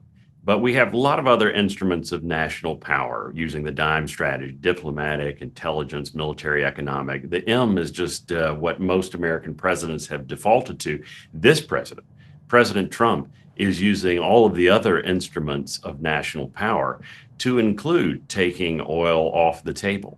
And most Chinese oil, most Chinese energy is imported. They were importing at the start of President Trump's term 2 million barrels of oil a day from Iran at a very discounted rate because Iran couldn't sell it elsewhere. They couldn't sell it to the civilized world, but the Chinese were all too happy to buy it up at a discount. And the president said, no. Trump said, we're not going to have that. And so between now and this morning, when he took office and this morning, the import of Chinese Iranian oil to China dropped about 70%. I expect it to drop a lot further as this plays out. So the strategy that I see, and Michael was speaking earlier to strategy, and I think he's right. The strategy here is more than just the Middle East. So many presidents have talked, all the way back to Obama, have been talking about pivoting out of the Middle East. Well, it's It's one thing to abandon your allies and partners and just pivot away and try to put out a fire in another region. It's not a thing to resolve that issue. And that's what the president has done, I think, this morning, started the process of resolving the Iranian issue, which has been with the United States and our partners and allies in the region for 5 decades. And that is the significance. And if we can resolve it here and then pivot to China, I think we've shown them pretty adeptly they're not going to have bargain oil for much longer. So many different angles to this story. Morgan, thank you so much for coming on. We appreciate your expertise very much. Glad to be with you. Thanks for having me. So we're going to keep Michael on, but first I just want to thank our audience. If you appreciate the Daily Wire's live coverage of moments like this one, the reason we're able to launch new shows like this one, Wired In Live, is because of you guys, our subscribers. So if you're not a subscriber, go to dailywire.com right now, become a member. We've got breaking news, investigative reporting. We're helping to explain the world. We can bring this programming again because of our members. So if you want to continue, if you want to join us in that fight, in that important work, please join us today. Go to dailywire.com and become a member. So we're now going to keep Michael on again. This is all breaking news as we go through this huge story today. We're going to keep Michael, and we're also going to bring on Tala Gudarzi, former Deputy Assistant Energy Secretary. Tala, let's just start with your 30-foot reaction to what's going on, and we'll get into some of the details. Sure. Well, thanks so much for having me. I think first and foremost, this is an incredible day for the Iranian people and also Iranians all throughout the world. As a Persian American myself, it is incredible that this is a day of liberation for the Iranian people. We've seen almost 30,000 people have died in the past couple of months just fighting for their basic rights to sing in public, to vote, to practice a religion that they want to practice, to be able to go get drinks with their friends publicly, just basic freedoms that we in the United States, I think, take for granted. And that's what these people have died for. The average range of those that have passed away have been ages 18 to 22. And again, that's only within the past couple of months, not to mention the atrocities that the Iranian people have faced for almost 50 years. My family themselves had to escape Iran, unable to return. My father has been unable to return to his country since he was 14, and he's in his 70s now. And so this is an incredible moment for Persians everywhere. Persians have been protesting, I think it's throughout 20 countries for this very moment we're seeing now. And so I'm very excited and very eager to keep following the news. Yeah, President Trump had a message in his address saying that today is a day of freedom for the Iranian people. He encouraged them to take part in regime change. Are you confident that the Iranian people will feel emboldened by this action to do just that? I believe so. I mean, we saw this morning, when you see Iranians within their own country cheering for missiles that are hitting their own country. I think that is a really good message that the Iranian people are excited for change. They're chanting, for pro things about President Trump. Actually, I think what's really interesting, and I wrote the quote here, is Cyrus the Great, the original founder of the Persian Empire. He said, "Whenever you can act as a liberator, freedom, dignity, wealth, these three things constitute the greatest happiness of humanity." And that's what President Trump has essentially done. 2,500 years later, what an incredible moment. Now, there are some reports out there that the Iranian government is claiming the supreme leader will give a speech. There are other reports, the Israeli military saying that they feel confident he was killed. Let's assume that he was killed. Walk us through what you think would happen within the country, something that people like your family have probably dreamed of for years now, but those first few moments, what that would be like. Sure. Well, the first few moments probably gives me chills to sort of envision. I mean, I think we'll see the Persian people are very peaceful. They also love to sing. They love to celebrate. And so I think that we'll see, a big return of that within Iran, and a really big gasp of relief that they've waited almost 50 years for. In terms of Ayatollah Khamenei, It's hard to say what's going to happen in that, but I think that the Persian people are ready for change, and hopefully they're going to go back to something that looks more like a democracy. Again, Cyrus the Great actually invented democracy when he put together the Cyrus scroll that's actually in the British Museum currently, because it can't even be held within its own country. And so I think we'll see a return to democracy, hopefully, and lead to more peace in the Middle East. There's no question. I think of my Iranian, Persian friends here in America, probably the happiest people in the world. I have one Persian friend who told me, this is years ago, said the only reason I vote for Republicans is I think there's at least a slight chance they're going to bomb those mullahs. And so I'm willing to take the chance. Obviously, this could be really, really great for the Iranian people. What is the case to the American people? I think there are a lot of Americans who say, look, great for them. It's unfortunate that they've suffered for 50 years under these mullahs, but really, what does this have to do with me? Why are we risking American servicemen for this operation? Why are we risking getting bogged down in potentially another Iraq for this? And what are the odds that the Iranian people can actually, keep things together if the Ayatollah has been killed and, lead to a solution that is both peaceful and, more important, quick? Sure. Well, again, I think it leads to peace in the Middle East, and that what that means for Americans here abroad or here at home is that it's going to be less instability within the world. I mean, it feels safer, honestly, to be. I'm in Washington right now. So it feels safer, almost ironically, to be in Washington, where an oppressive and terrorist regime may no longer exist. Also, I formerly led the oil and gas portfolio over the Department of Energy. And, Iran controls the Strait of Hormuz. That will be very more positive for all those that are affected in the region. Also, they have 10% of the world's oil reserves. They have 15% of the world's gas reserves. It's going to be really great for the world economically, for oil markets and gas markets. So we'll see. But I think overall, I can think of zero negatives from what's happened this morning. Well, to the second point, I mean, one negative could be a protracted war, civil war, a U.S. military presence there that goes on for weeks or months or longer. So I agree. I think there are many, from the standpoint of grand strategy, I think there are many good arguments to take out the Iranian regime, but I see a ton of downsides. And I think the people who are skeptical of the war are justified to be skeptical. So knowing basically nothing about the Iranian people and culture, where would you put the likelihood that we're going to get some stability, hopefully if the Ayatollah is gone, anytime soon? I think the difference is that the Iranian people actually want change within their own country, but also countries like Israel are helping with this. They've called it, Operation Roaring Lion.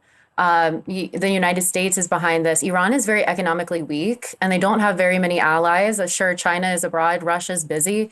So with Ukraine, so I think actually the global stage is ripe for this sort of unrest. And I think that it's a very unique opportunity, and one that there'll be unrest, in the near term, but I don't believe it's going to last for long. Michael, I want to ask you a question because Iran's Minister of Foreign Defense gave an interview with U.S. media, actually, and said that Iran was interested now in de-escalation and ready to talk once the joint U.S.-Israeli strikes come to an end.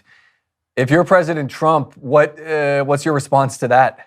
Well, this is a real possibility that occurred to me this morning, right when I woke up. Everyone was just talking about the two options in Iran, which is do nothing and just try to send some angry letters and hope that the aircraft carriers off the coast of Iran would get them to the table, or, light the whole place up and kill the whole government. There is a third option, which is show them that we know where they are. I mean, this strike this morning was on a meeting with the heads of government, so we had pretty good intelligence, even if we didn't succeed in killing the Ayatollah, which remains to be seen. But it shows them we know where they are. We're willing to actually do it.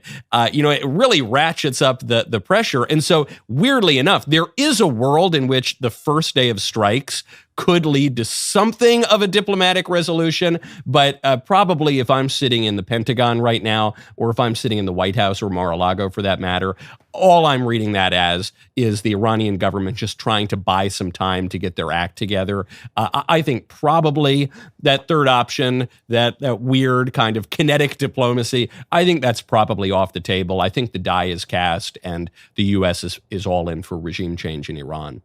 All right, Tala, thank you so much for coming on. Really appreciate your insights. I know this is a very big day for your family as well, so thanks again. Thanks so much. All right, we're going to keep Michael on. We're going to bring Tim back in a second, but we are getting some new details coming in. Our friend Jen Griffin over at Fox News is reporting that the U.S., for the first time today, used one-way attack drones in combat. I imagine those are similar to the sort of suicide drones that we've seen being deployed in Ukraine and Russia. So that was apparently the first time those drones have been used. She also reports Tomahawk missiles were used in the first volley of strikes, and that one U.S. official says, quote, "We have effectively suppressed their air defenses." That was a big part of this opening volley of strikes, was targeting the Iranian anti-air faculties to make sure that they could pave the way for our future pilots to be coming in there.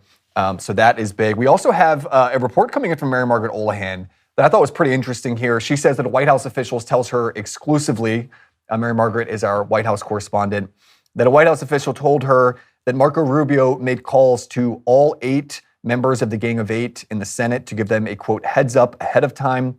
He successfully connected beforehand with 7 of the 8. 1 was unreachable. Shout out to those 7 senators that the information did not leak beforehand, but Mary Margaret able to report that they were told ahead of time. The War Department, she says, also provided notifications to Armed Services committees early Saturday morning after the strikes began. So as this breaking story continues to develop, again, for those just now joining us, the U.S. and Israel launching a joint operation against Iran to take out nuclear facilities, to target members of their leadership. The big question remains the whereabouts of the Ayatollah, whether or not he's been killed. Scattered reports there, nothing that we're able to confirm at this point. But this is a major operation. This is not like Midnight Hammer that was more limited in its scope. This is certainly not like the capture of Nicolas Maduro. This is a major military operation, arguably one of the kicking off of one of the largest military operations in the Middle East since the war in Iraq and Afghanistan. So a historic day, no doubt. Joining us now from D.C. to continue our live breaking coverage, Tim Rice, Daily Wire DC Bureau Chief, and Michael Knowles is still on as well. Michael, I do just want to point out there were people in the chat arguing before we kicked off. They said, I've got $50 that Michael Knowles is hosting the chat. Some people said, I think it might be Cabot. To the chat, $50 if you said that it would be Cabot. Michael Knowles, he is, he's kind of the honorary host at this point. I was actually one of the people who put my $50 down for Cabot because I wanted to hang out at my house on a Saturday morning. And I'm not sure I can ever forgive the Pentagon and Israel for making me come to work on a Saturday morning. I know it's a minor point in the whole story of the war, but it is good. It does seem after 10 years of being dragged out of bed for various breaking news stories, I said, we now have the breaking news guy, Cabot. Let me sleep. But anyway, it's very good to be here regardless, especially because, as you say, Cabot, and for those who are just tuning in, this is a categorically different military operation than anything we have seen from Trump so far, first term or second term. Yeah. This is the real deal. Yeah, Tim, I want to get to what you're hearing from Washington. Democrats pitching a fit, for lack of a better term, so far. Has there been more of a unifying message? Like, what is the singular message and talking point that we're getting from Republicans in defending this operation? So far, I think it's been mostly unified support for Republicans, but I will say it has been pretty muted, and I think that's entirely because congressional Republicans and, in fact, members of the administration are waiting to take their cues from Trump, Rubio, likely War Secretary Pete Hegseth, and the president has been strangely silent since this morning's message dropped. Originally, we were hearing that he was going to address the nation from Mar-a-Lago this morning. Now sources are saying that he's not going to address anyone on Saturday, which likely it seems, right, given, as you both gentlemen were saying, the size of this. I imagine it's a strategic choice to keep the president off the airways and hopefully away from the Truth Social and the X posts. But I do think that everyone's sort of waiting out to see what exactly the president is going to say, especially considering, as you mentioned earlier, Cabot, Americans don't really want this war. And as we were saying earlier, whether or not they come around to it or whether or not this is the right decision by the president, that doesn't change the fact that this is probably going to be a little bit of a, if not a very unpopular action, at least for the next few days. And I think a lot of Republicans, especially those with potentially spicy midterm contests coming up in November, are happy to stay a little bit more on the sideline and just sort of go to the old classic thoughts and prayers. I think this is such an important point because if you look at the national polls, the vast majority of Americans don't want this war. And the Republicans are more favorable toward it than the Democrats are. But even the Republicans are sub 50% support in most cases. And if it's over 50%, it's just barely. So it's a real political gamble for the president. But what's so amazing about that is that if this operation is successful, and I mean real successful, I mean like flip Iran, no protracted civil war, relative order, and turning the country that was as anti-America as it gets into a pro-America country, if that succeeds, you will obviously see a change in the popularity not only of this war, but of American interventions broadly. The reason that this Iran war has been unpopular in the lead up is because Americans remember Iraq, which was horribly bungled. The Iran war is the Iraq war.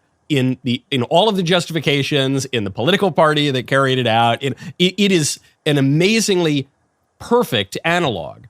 So the only decisive factor over whether or not this will be viewed favorably or unfavorably is whether or not it succeeds. The Iraq war basically failed because of a ton of bungles all along the way. President Trump has proven that he is very, very good at conducting foreign policy. It's not clear if that will obtain in this case. This is, as we said, a categorically different kind of military operation. But if it does, it's not just going to flip the popularity on this war. It is going to fundamentally flip the way that Americans view their foreign policy. It might correct 25 years of real discouragement.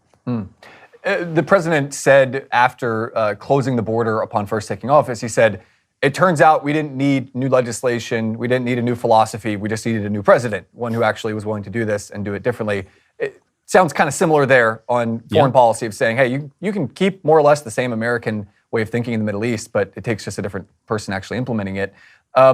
Tim, actually, I'll give this question to Michael because Michael, Tim, I don't want to put you on the spot as a serious reporter. I can ask Michael this question. And if you look at this calendar, we're in the middle of Ramadan right now. Obviously, there's fasting going on for, 1 billion Muslims worldwide. It's going to impact maybe their alertness, their energy levels. They're fasting all day.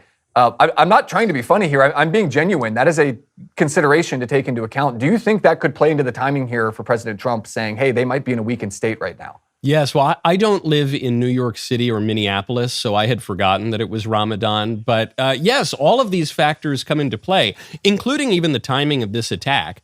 Most Israeli attacks on Iran happen in the middle of the night. So the fact that this one happened in the morning was a surprise. I was even joking with the producers. I said, obviously, Israel's playing a pretty big role in this attack, and I kind of thought they'd at least give me Shabbat. I thought my Friday night and Saturday morning would be safe from having to come into work. So there are all sorts of elements that are unexpected here.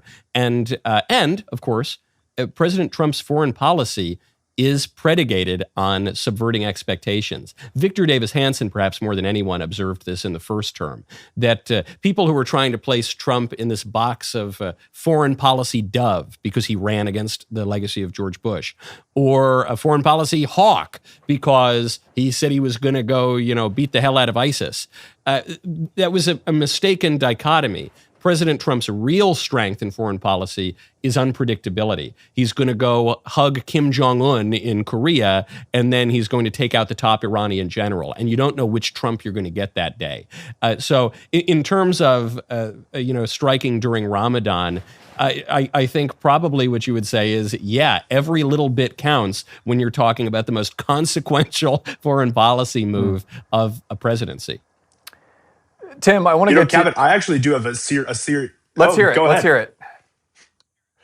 I actually just talk about perfect timing. I recently finished reading a book about the lead up to the Iranian Revolution from the perspective of the Shah's government. And one of the most interesting things that I learned in this book is that in Shia Islam, which is Iran is a majority Shia country, and particularly in Iran, it is, and I'm not exaggerating here, I'm also not joking, it's basically always some kind of holy day. It's like the Catholic Church on steroids because there are holy days and weeks and months, and each day then has an attended period of fasting or of parades or of public flagellation or all sorts of, it's like a grid. Basically, when you get down to it, there's only like 80 days in the calendar year when the Iranian people are not fasting, marching, commemorating the death of a martyr or an ayatollah or something like that. So I'm sure that the fact that this happened during Ramadan, yes, probably played a little bit into the strategic calculation. But I think when you get people like Ilhan Omar and some of the president's other critics saying he did this on purpose, well, which again, setting aside the fact that that's just sort of ridiculous, and Hamas attacked Israel on a major high holy day for the Jewish people, I also think that it is a little bit like, it's kind of impossible to strike Iran when they're not in the middle of some sort of holy celebration. Yeah, that's a great point, Tim. Thank you so much, Tim, for joining us, Daily Wire DC Bureau Chief. He'll be on the live blog all day on the Daily Wire website. Tim, really appreciate it. Thanks, Cabot. All right, we're going to keep Michael on and bring on Representative Claudia Tenney from the great state of New York. Representative, thank you so much for joining us on this packed day. So let's get right to it. I want to get to the response from Congress, but first, your take on what has transpired in the last 8 hours. Yeah, well, this is an incredible moment in history. President Trump has taken very courageous and decisive action against an enemy that we have had for so many years who is unrelenting and will not. Obviously, they didn't want to come to the table. We didn't think they ever would. And President Trump has been sort of leaking that out a little bit, let's say insinuating that without saying it directly. But this is a country that has, since 1979, has repeatedly caused harm to the American people. My son is actually a Marine, so bombing the Beirut barracks in 1983 to attacking our soldiers, killing our soldiers in Iraq and Iran, the proxies that they have funded and used against American citizens and our allies in the Middle East. There was really no other option. President Trump drew a red line, and this is where we had to go. And this is not a full-scale inland invasion. This is a tactical strike against nuclear weapons and ballistic missiles, which are what are causing harm could potentially cause harm to our country. And this is a country that daily says death to America and death to Israel. And we are, as everybody knows, we're the big Satan. Israel's just on the way to America. Congresswoman, what do you make of the domestic politics here? Because especially as a member of Congress, you've got your ear pretty close to the ground. And, the polls leading up to this strike suggest that most people did not want a war with Iran. And a lot of people have a hangover from the Iraq war. And there are all sorts of worries. Do you think that the case for war, especially after Fordo, this argument that we had obliterated Iran's nuclear facilities, but now saying, well, actually Iran is rebuilding them, and so they might be on the brink of it again. Is there some confusion in the argument for war? Basically, just how is this going to play at home? Yeah, look, I think that there is a lot of confusion because the American people have to understand the difference between peace through strength and the line being sort of pushed by isolationists saying that this is a full-scale war, which it's not. It's very tactical. It's very precise. And it's protecting us against an enemy in the region and giving the Iranian people and supporting them a chance for prosperity and to get away from the terrorism that they've known since 1979. So I think there is a big distinction. This is not a full-scale war. We're not moving tanks or moving bases into Iran like we did in Iraq. In Iran and Iraq and Afghanistan. I think this is a very different operation. It's much more strategic and I think obviously very well executed from what we know. We'll see what happens. We'll see what they follow it as. Nobody knows all the information. But domestically, I think a lot of people don't understand some of the isolationist arguments that really I don't think square up with what this operation is. This is not us invading a territory and moving in and setting up troops and setting up some kind of regime change. We're trying to stop their ballistic missile operations. We're trying to stop their, obviously their nuclear missile operations, which they've been lying about over and over and over again about how they have not been enriching or attempting to enrich. So we know that. So I think there's a real distinction here between this and full-scale, war and invasion into a country. Representative Tenney, I want to ask about something President Trump said, where in the lead up, much of the reasoning for a potential strike from Secretary Rubio and Vice President Vance and Trump himself was focused almost entirely on the nuclear program and on those ICBMs. But in his address early this morning, President Trump repeatedly brought up regime change, telling the Iranian people, this is now your time, this is your day for freedom. So hypothetically, let's say the U.S. is able to quickly dismantle the nuclear program. We're confident that the military threat posed by those missiles and potential nukes, that's been dispatched. If there is an uprising within the country towards regime change and the existing regime, whatever's left of it, is killing thousands of people again, do you think that is a good enough reason for us to remain involved militarily? Well, first of all, the question isn't if there is an uprising. There has been an uprising against the Iranian regime. Think of the thousands and thousands of people across Iran who really just put themselves in harm's way to protest this regime and were slaughtered, knowing that they would be slaughtered. They knew that they were going to be murdered and killed. They're willing to sacrifice their lives for this. So there is an uprising going on already, and there's been a lot of this has been happening. Obviously, there has been a huge discussion among the diaspora all over the world, particularly in America. I've been getting just inundated with texts since early this morning from the people I know who are originally from Iran who are now in the United States. This is they're like crying tears of joy that we finally have a chance for prosperity there. And I think what President Trump is talking about is not necessarily what I would call regime change, but facilitating regime collapse and allowing the Iranian people to now take over and form some kind of democratic principles that they never have been able to have for all these years since the fall of the Shah. So I think right now the question is, where is that going to come from? Who is the leadership going to be? And how can we as the United States facilitate the Iranian people rebuilding what was once a great country filled with people that were very well educated, people that were sophisticated, who were taken down by these mullahs in this sort of green-red revolution back in 1979. Your colleagues on the Democratic side have been busy this morning slamming President Trump. There's going to be a vote next week on the Hill involving action in Iran. What is your message to Democrats saying that President Trump is acting illegally? Well, this is absurd. Of course, we've litigated this in the courts numerous times, and the presidents have won all the way through the last 20 or 30 years. So I will say to them, though, there are a couple of Democrat members who have praised this action, not directly to President Trump, but they've at least given credit to our military and their decisive action and the role that was played in the strategic planning of this. So, the Democrats are going to complain about anything and everything Trump. It doesn't matter. I mean, if Barack Obama had done this, it would have been the greatest move in the world. But unfortunately, they just have Trump derangement syndrome, which we can see in everything that President Trump does, even though this has been quite an historic presidency in a little over a year. You already see Tim Kaine up in the Senate losing his mind. Well, he always, every day it seems he loses his mind over something, but he's losing his mind over this.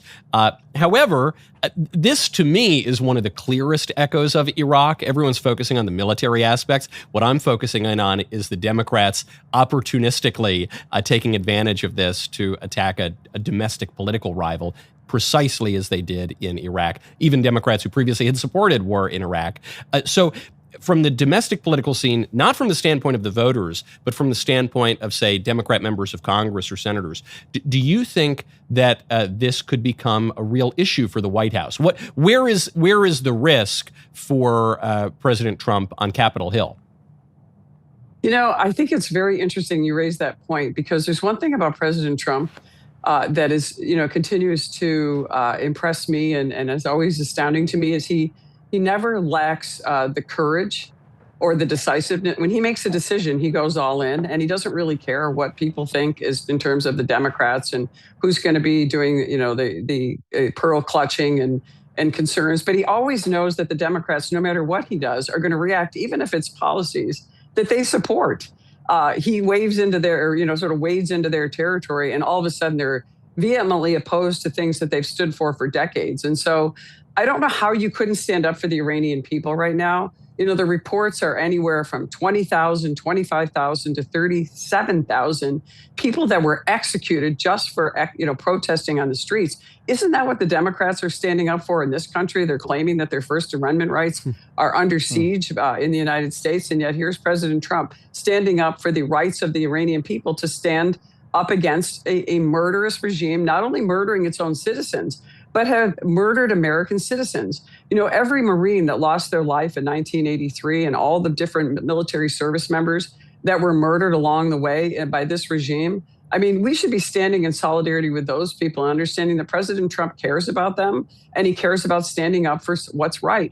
I mean, this is not an easy action to take for someone like President Trump, who does not want to go in and wage full-scale wars. He ran against the Iran and the Iraq wars, but what he's looking at is peace through strength and making strategic moves against, again, the ballistic missiles, the nuclear program, where this regime has repeatedly lied and continues to enrich, continues to threaten American citizens and their lives. He's standing up for America and our allies. Interesting, where are our allies standing up for us? I'm really grateful to see Prime Minister Carney put out a statement in support of America. I think it's really important as a person who represents the northern border of Canada in upstate New York.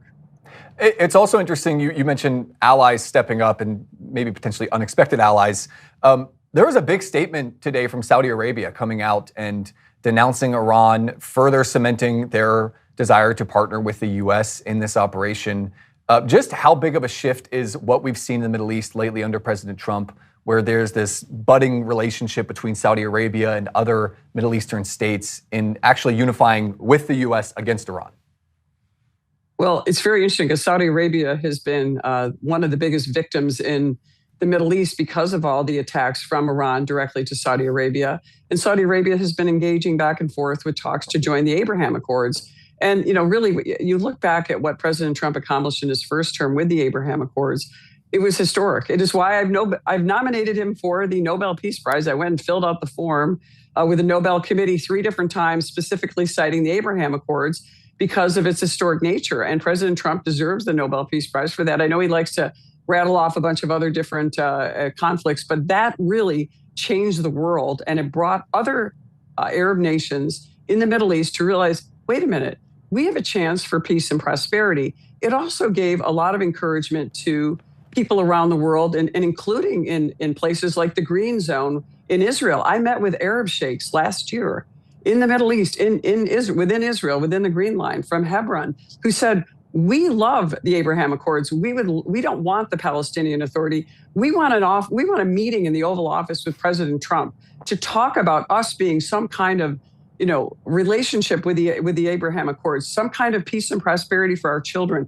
We want to work with our Jewish and Christian neighbors. We're done with this. The Iranians, sponsors of terror and Hamas and all. We don't want that anymore. We want peace for our children. So they realized that this Palestinian plight industrial complex was hurting their communities. And President Trump stood strong in the breach, like he often does, leading the way and other people recognizing that. So Saudi Arabia has been, it is not inconsequential that one of the very first international trips that President Trump took in his first term was to Saudi Arabia. And he made an historic trip with the Saudis and others to Sharm el-Sheikh this year for peace talks. He set up the Board of Peace. He's doing so many things to try to help the people in those regions to actually see an opportunity for peace in the Middle East. That's why I think he should win the Nobel Peace Prize. I know that it was gracious of others to give it to him, but I think he deserves it on his own. It's a great point you make about the Democrats in America focusing on, the plight of the Palestinians or what, because they'll don the keffiyeh, the Palestinian keffiyeh, which is a symbol of the client groups of the Iranian regime. And they obviously have an interest in affairs in that neck of the woods. They just don't want to stand with the Iranian people. It's also a very important point for those who are going to paint this as a battle, say, between the U.S. and Israel versus the entire Arab and Persian world. That's really not what's going on here. There are a lot of nations in the Arab world that really don't like Iran. And so President Trump has done a great job of kind of carving out relationships, not just in the Middle East, but in Eastern Europe and elsewhere. Best case scenario, this really reshapes the region and allows us to focus on other areas of the world. But I wouldn't be a proper conservative if I didn't focus on all the potential downsides. We conservatives tend to have a little less rosy outlook. When you're looking at the potential fallout, let's say, the Ayatollah is still alive. Let's say the Ayatollah is dead, but the country descends into some infighting civil war. Reza Pahlavi, for instance, could not unify the country. Let's say that all of a sudden more American assets are being called. So we don't have those tanks there now, but maybe some tanks are being called in. Where do you place the likelihood that this really could become a drawn-out conflict that is not only bad for the region, but politically consequential here in the United States? Yeah, there's a lot of risks. Obviously, we could see where is China going to go? What's going to happen with Russia? And they've obviously not weighed in on this, but China has been the biggest facilitator to Iran, purchasing all their oil, giving them the money that they have been able to use to engage with proxies, not helping the Iranian people, by the way, but funding Hamas and all the other terrorist groups that have been disrupting the area. Or the region, the Middle East. So I do think, as a conservative, I know obviously we're concerned about it, but I feel like right now, President Trump is really, they set this thing up in such an interesting way. We have the USS Lincoln in the Arabian Sea. You've got the Ford over on the other side, protecting Israel and protecting that flank of the United States. I think a lot of this has been done in a very selective, a very carefully planned way. It's not some random act, but I think that when it comes to who will take over the regime, I think as long as we have cleared out the mullahs and the IRGC, which has been run basically by the mullahs as a terrorist group within Iran and around the world, around the region, I should say, I think it's going to be interesting to see who will emerge. I'm not sure it's going to be Reza Pahlavi, the son Shah. I don't know. Right now, he has sort of a popular position amongst the, during this interim phase, but I don't think ultimately he may be the person, but at least in this stage, we'll see. It's just so undetermined right now where everything is. But I think it's going to give the Iranian people a chance for peace. It's not going to be an easy time, just as it is in Venezuela right now. But I think you're going to, this is giving them a chance. And I do think you're going to see a lot of support coming from major players like Saudi Arabia and others who have so much at stake in this region to ensure that there's some kind of peace and transition plan and a plan for Iran in the future. This is a huge country with huge natural reserves, with the potential to be a great player in the Middle East. But obviously this is going to be something that we're going to have to work through. It's not going to be something resolved in a matter of weeks or days or years. It's going to be decades long. Representative Tenney, we're going to leave it there. Thank you so much again. I know you have so packed day, a lot ahead this week, but thank you again from the great state of New York, Representative Thank you, appreciate Claudia Tenney. All right, so for those just now joining us, first we want to thank you for watching the Daily Wire's live coverage. And just remind you that the reason we're able to do this, the reason that we're able to do our investigative reporting and our live breaking news coverage, the reason we have reporters all around the country that we're able to pull from is because of you, the members. So if you're not a member already, head over to dailywire.com, become a Daily Wire member, join the conversation, help support all of the work that we are doing. So quick recap, many of you, maybe our friends on the West Coast, just now waking up to this historic news after negotiations on a nuclear deal started to fall apart between the U.S. and Iran.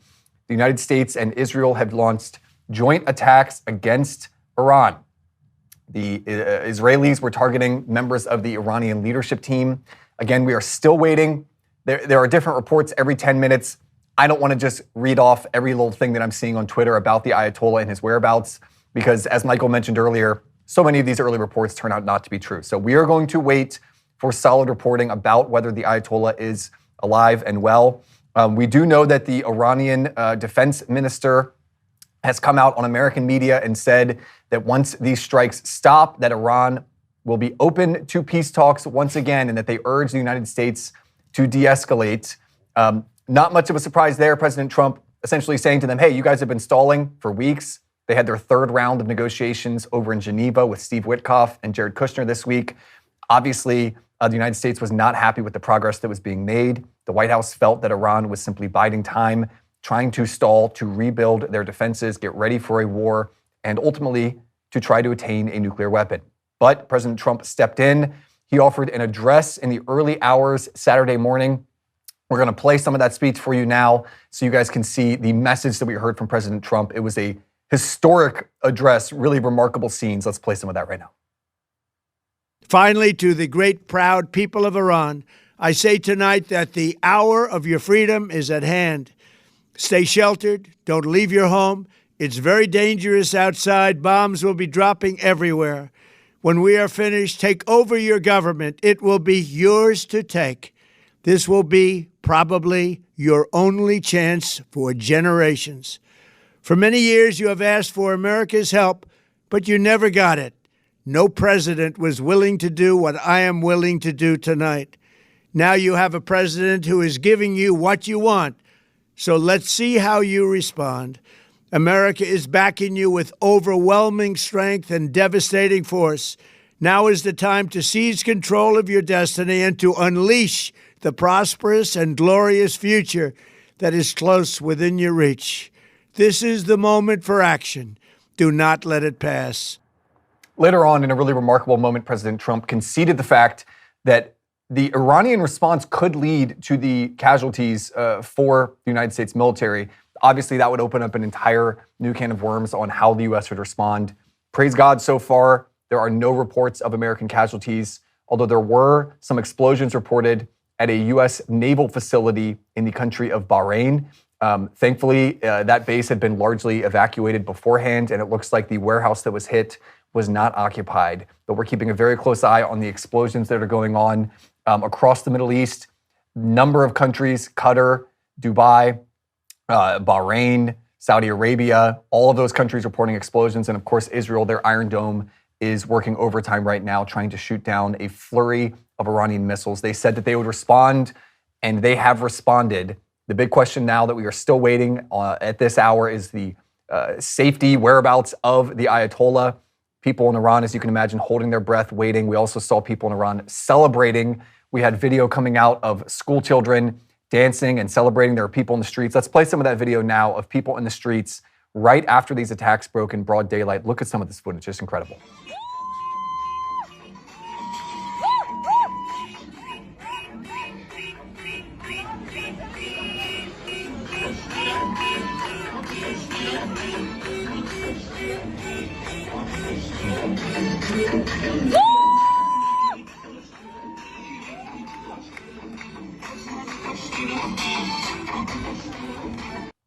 It's amazing to see. And we must mention, these are the same streets in Iran where upwards of 10, 20, maybe even 30,000 protesters were gunned down, murdered by the regime for pushing back against the Ayatollah. And now we see people celebrating in the streets. This is a government that chants death to America.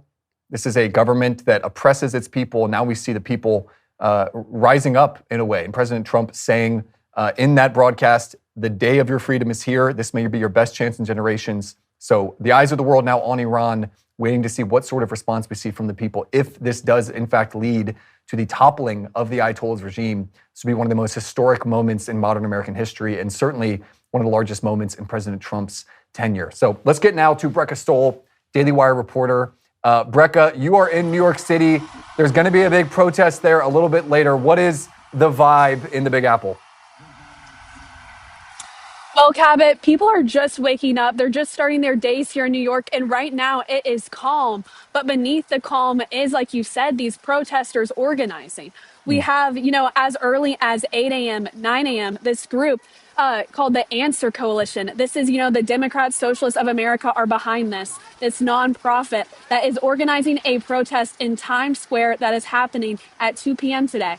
And I've already spoken to Mayor Mondani's office. Currently, right now, the mayor does not have anything on his schedule to come to these protests. And it's also very interesting because he has been actually silent on everything going on in New York. And we know that's not necessarily normal for the New York mayor, Zohran Mamdani, because he's very active. We know whenever there's a foreign policy issue, and he will voice it to President Trump. Well, we should give him, I think, condolences now. Yeah. This is a very sad day for him that the life of a tyrannical Islamic radical is being threatened in Iran. So I think we should give him a space.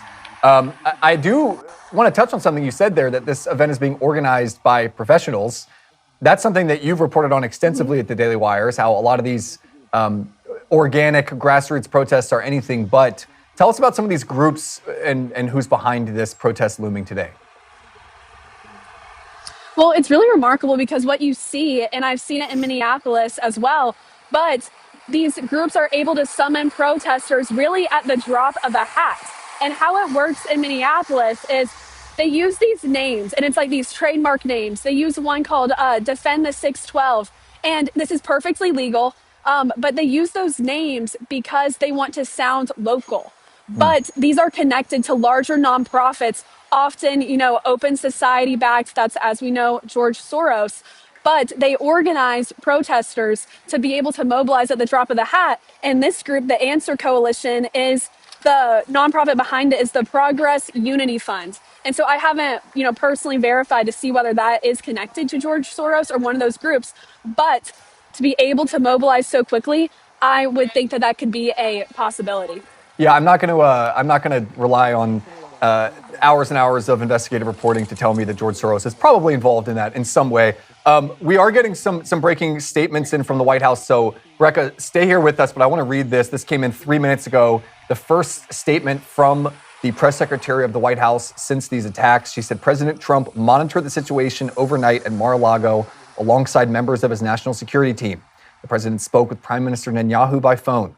Prior to the attacks, Secretary Rubio called all members of the Gang of Eight to provide congressional notification, and he was able to reach and brief 7 of the 8 members. The president and his national security team will continue to closely monitor the situation throughout the day. So, Michael, Caroline Levitt there saying that they provided congressional notification, that they tried to do so beforehand. How important is that for the White House to be keeping the Senate in the loop here? What does that tell you? Well, legally, it's not all that big a deal because this isn't a formal war, and so that you don't need congressional authorization for it.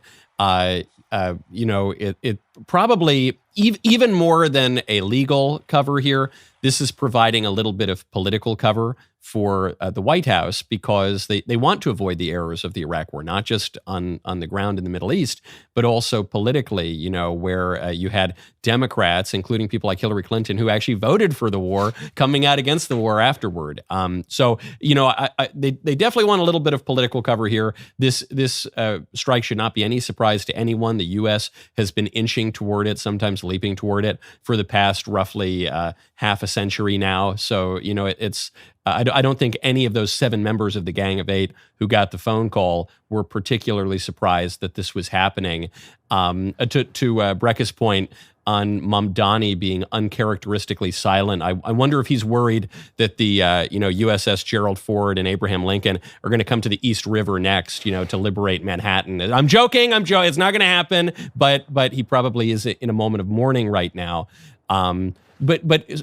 Starting, well, within minutes probably, but certainly on Monday, you are going to have, I suspect, a pretty unified Democrat Party coming out against this. And the way that they'll be able to do that is either they'll come out against it in principle, people like Ilhan Omar or Rashida Tlaib, or they'll come out against it tactically. This is where I think you're going to see some of the squishier, whinier kind of senators, like Chris Murphy would be one of my predictions, saying, this isn't the way to do it. Trump, but this isn't it. Maybe there's an argument to do it, but this isn't the way that it should have been carried out. But I think you're going to see pretty unanimous Democrat opposition.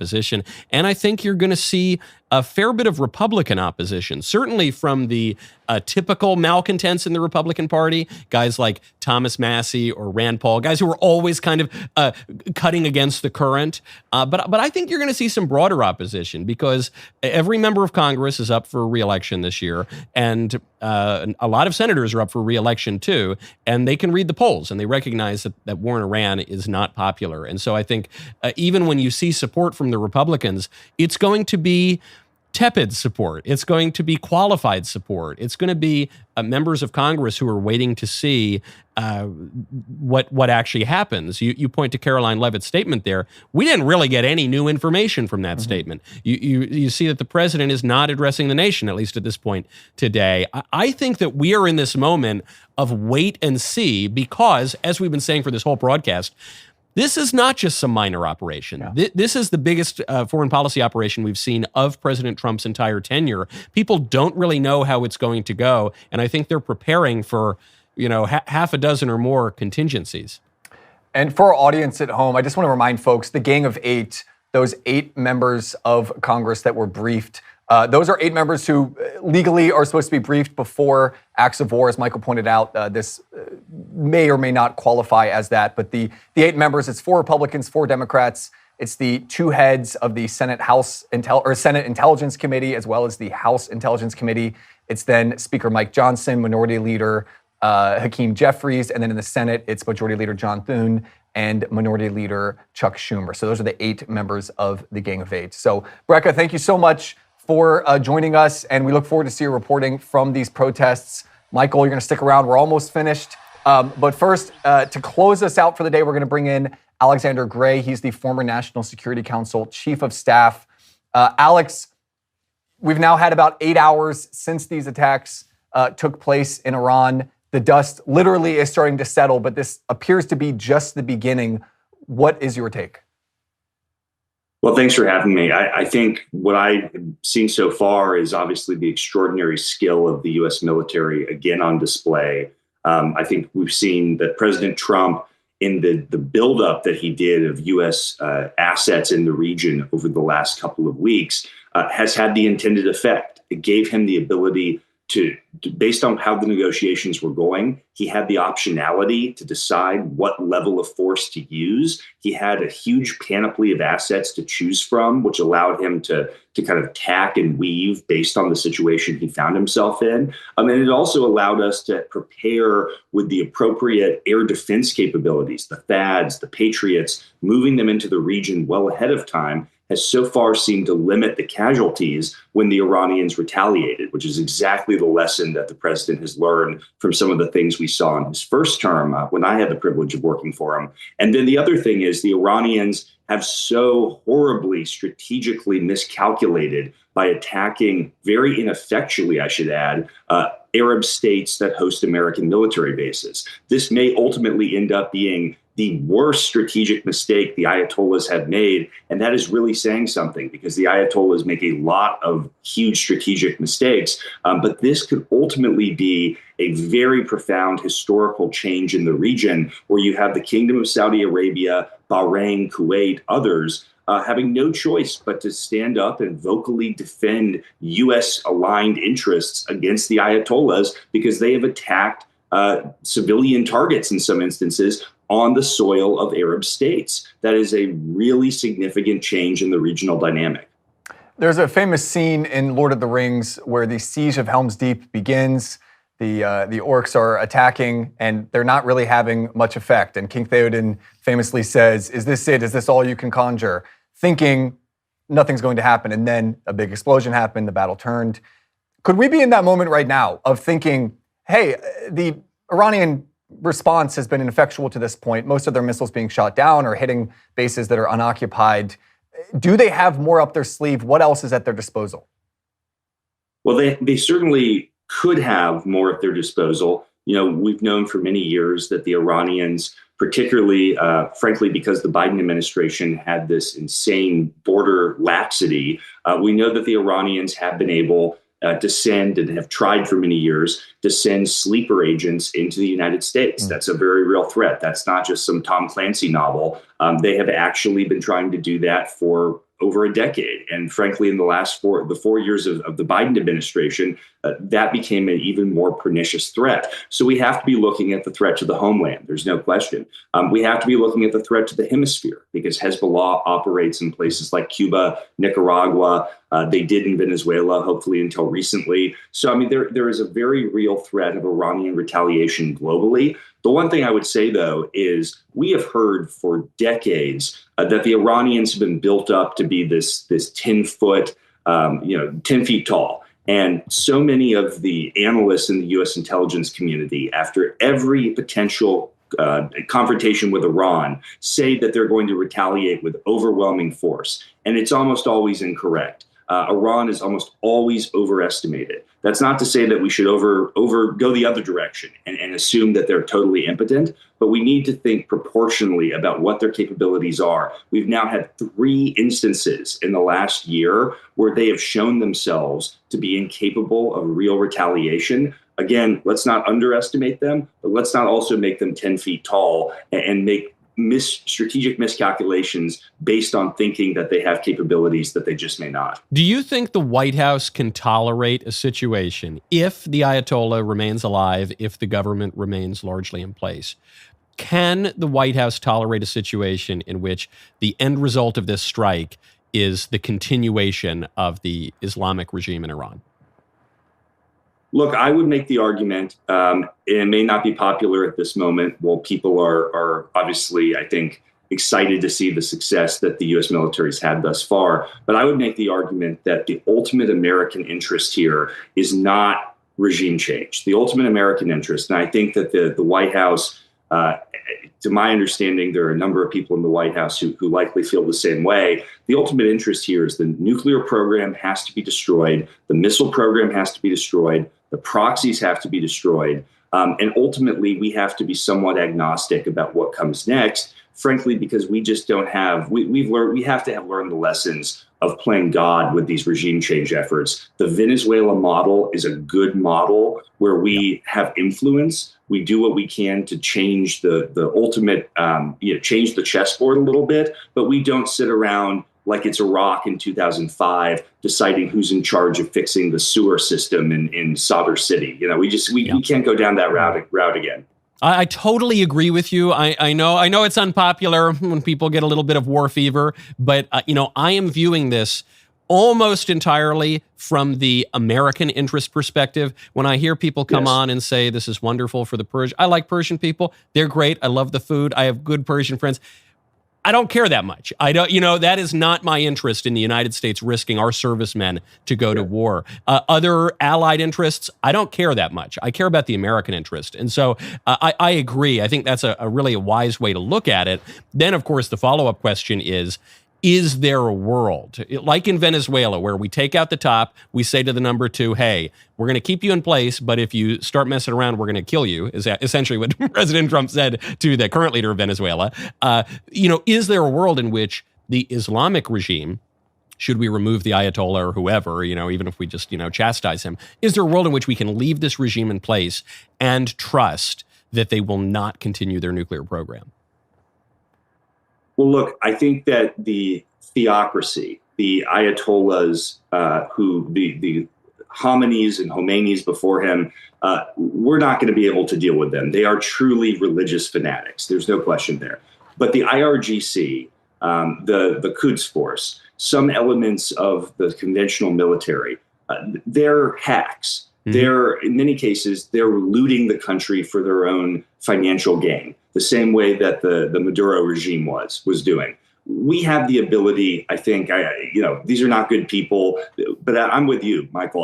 My interest is the American strategic interest. It's limiting what we're doing in the Middle East, focusing on the long-term threat from the Chinese Communist Party. And the way to do that is to make common cause, like we have in Venezuela, with people who have a self-interest in perpetuating their own power and their own wealth. It's not warm and fuzzy, but it's the reality of how power works in that region. And if we can find an IRGC commander, an Iranian Navy commander, like Delcy Rodriguez in Venezuela, that we can work with, who's going to have an interest in perpetuating their own power, and that serves America's core interests, that's something that I think a lot of people in the administration, and I know I personally would support that course. Yep. How do you see this impacting both Vladimir Putin and his calculus and also Xi in China? Well, I think the Chinese are going to be in a very difficult spot because the oil that they rely on to keep the Communist Party regime in place and to build their war machine, President Trump, in something that I don't think has been fully appreciated, President Trump has strategically over the last 2 months done more to hamstring China's economic and energy access than anyone has ever done. What he did in Venezuela and what he's now done with Iran, he is going to substantially degrade China's ability to, one, dominate the Middle East, and two, to get that oil that they rely on. So the Chinese are in a very difficult position. Are they going to openly align with the Ayatollahs? That is going to be a fascinating thing to watch. I would not rule it out. The Chinese have provided intelligence. The Chinese have provided all sorts of assistance to the Iranians over the years because they want that oil and they want to threaten the United States' position in the region. But this puts Xi Jinping in a horrible, horrible spot. And it's another, I think, strategic. I'm with you again, Michael. I'm not thinking about this from a perspective of ideology, from a core American strategy perspective. What the president's doing here could very likely have positive strategic impacts well beyond the region. And the same goes with Russia, where I think Vladimir Putin is looking at this and he's saying, President Trump is clear-eyed about our threats and what has to be done to secure American interests. It's time to make a deal. It's time to bring the war in Ukraine to an end. And I think this strengthens the American position in those negotiations because of how President Trump has demonstrated his resolve in Iran. So final question, Alex. These next 24 hours going to be critical. There's so much we still don't know, but as we learn more information, what are you going to be watching most closely? Yeah, most closely will be Iranian retaliation. I think in the next 24 to 48 hours, who's right? The analysts in Washington who have been predicting that Iran has these extraordinary retaliatory capabilities that we've really yet to see, are they right? Or are those of us who have felt for some time that, well, Iran could certainly do some damage, that's a bit overstated. And we're going to know the answer to that, I think, relatively soon. And the other thing I'll be watching is what sort of opposition comes up in Iran. Are the people in Iran, are they going to feel that the Ayatollahs are on their last legs? Will there be organic protests like in 2009? What will be the former Shah, the crown prince, the heir to the Shah? What will his role be? And will people rally around him?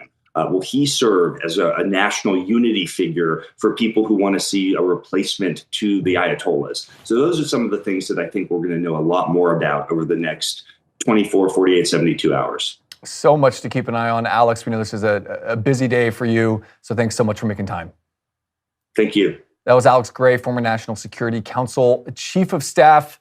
And we are continuing to monitor this situation. I'm going to get back to Michael in just a minute, but before we wrap up here, just an overview of what we know. For those just now joining us, the United States and Israel have launched strikes against Iran. The United States has targeted a number of nuclear facilities, those that were not destroyed in Operation Midnight Hammer and those that were being rebuilt. We've targeted those. We've also targeted a number of military installations and naval sites, while Israel has predominantly gone after members of the Iranian leadership. We are still awaiting confirmation on the fate of the Ayatollah, but we do know that the Israeli military targeted him directly. There are scattered reports of a number of generals from the IRGC having been killed. Israel was looking for a decapitation strike, taking out the leadership. President Trump saying that the leadership, if they're taken out, and even if not, that would motivate the people of Iran. He said, quote, "This is your day of freedom." He said that this could be the best chance to overthrow the regime that we have seen in generations. And he said, you might not get a better chance than this one. So President Trump urging this regime change to happen from within and to topple the Ayatollah. We have seen a large response from Iran. They said that they would send our aircraft carriers to the bottom of the ocean. They said that the U.S. military, quote, would not do a damn thing. But right now, the Iranian response has been largely thwarted. They have launched attacks. We've seen explosions in 6 to 8 Middle Eastern countries. We're still waiting for the final confirmation, but places like Qatar, Dubai, we saw a military installation of the United States' in Bahrain that was targeted, a naval facility there from the Fifth Fleet, a large explosion when a missile did get through. Thankfully, so far, no American casualties have been reported. We're also waiting for casualty numbers out of Israel. They have been bombarded. Their Iron Dome has successfully knocked out most of those missiles, but there are usually some that get through. So we will have all that information for you as it becomes available. Michael, I'm going to give you the final word here. We've been on for a few hours now. Again, still waiting for the dust to settle, but final word here, your thoughts on the day so far. The shift that just occurred in Trump's message to his base is pretty monumental, because one of the Trump was elected to close the border and build a wall. Trump was elected to fix the economy. Trump was elected to restore sanity on the common sense issues, the social issues, transgenderism, whatever. However, one of the big reasons that President Trump was elected and that he was able to even take over the Republican Party was in response to the Republican Party under George Bush. And so one of the pitches that Trump supporters had was no more stupid wars in the Middle East. And I think some of the confusion that you're going to see coming out over the next few days, especially on the right, is that people will have heard that and thought it meant an emphasis on the wars in the Middle East part. And what President Trump is signaling today is the emphasis was actually on the stupid part. So the way to judge this is not going to be in the actual kinetic actions, the actual movement of ships and placement of U.S. troops. The way to judge it is going to be on the efficiency and efficacy of carrying out that foreign policy. I think this is why you're not seeing a lot of statements out of the White House yet. I think this is why President Trump is not really addressing the nation yet, is we don't really know how this is going to end up. The dust certainly has not settled yet.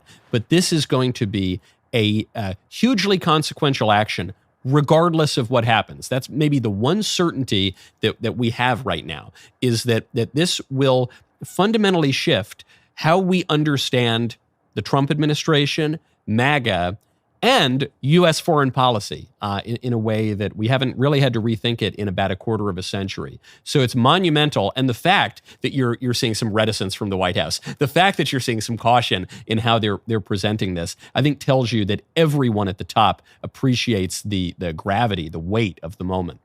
Yeah, it's certainly a historic day. We woke up to a very different Middle East than the one we saw last night when we went to bed. Michael, thank you so much for gracing our stream today. It was a pleasure. You're welcome, Cabot. You're totally welcome. Thank you to all of our viewers who have tuned in. I just want to say, if you appreciate the Daily Wire's live coverage today, big moments like this one, go to dailywire.com right now. Become a member if you aren't. We're doing breaking news, investigative reporting. We have reporters all over the world, and we're all just trying to help explain the world. We're trying to bring truth. And we can do that because of our members. So if you want us to continue that message, continue that work, join us today. Go to dailywire.com now and become a member. Thank you guys so much for tuning in. We will have a lot more coverage. Go to dailywire.com, get the DW app. We have a live blog that is running with all of the latest information. We will sift through what is going on. Your news feeds are being bombarded with videos and claims, and there's a lot of misinformation going around. Our reporters and fact checkers are working to sift through to bring you the truth. So go to dailywire.com, stay up to date on our live blog, and we will end it there. I'm Cabot Phillips, host of Wired In Live here at the Daily Wire. Thank you so much for tuning in.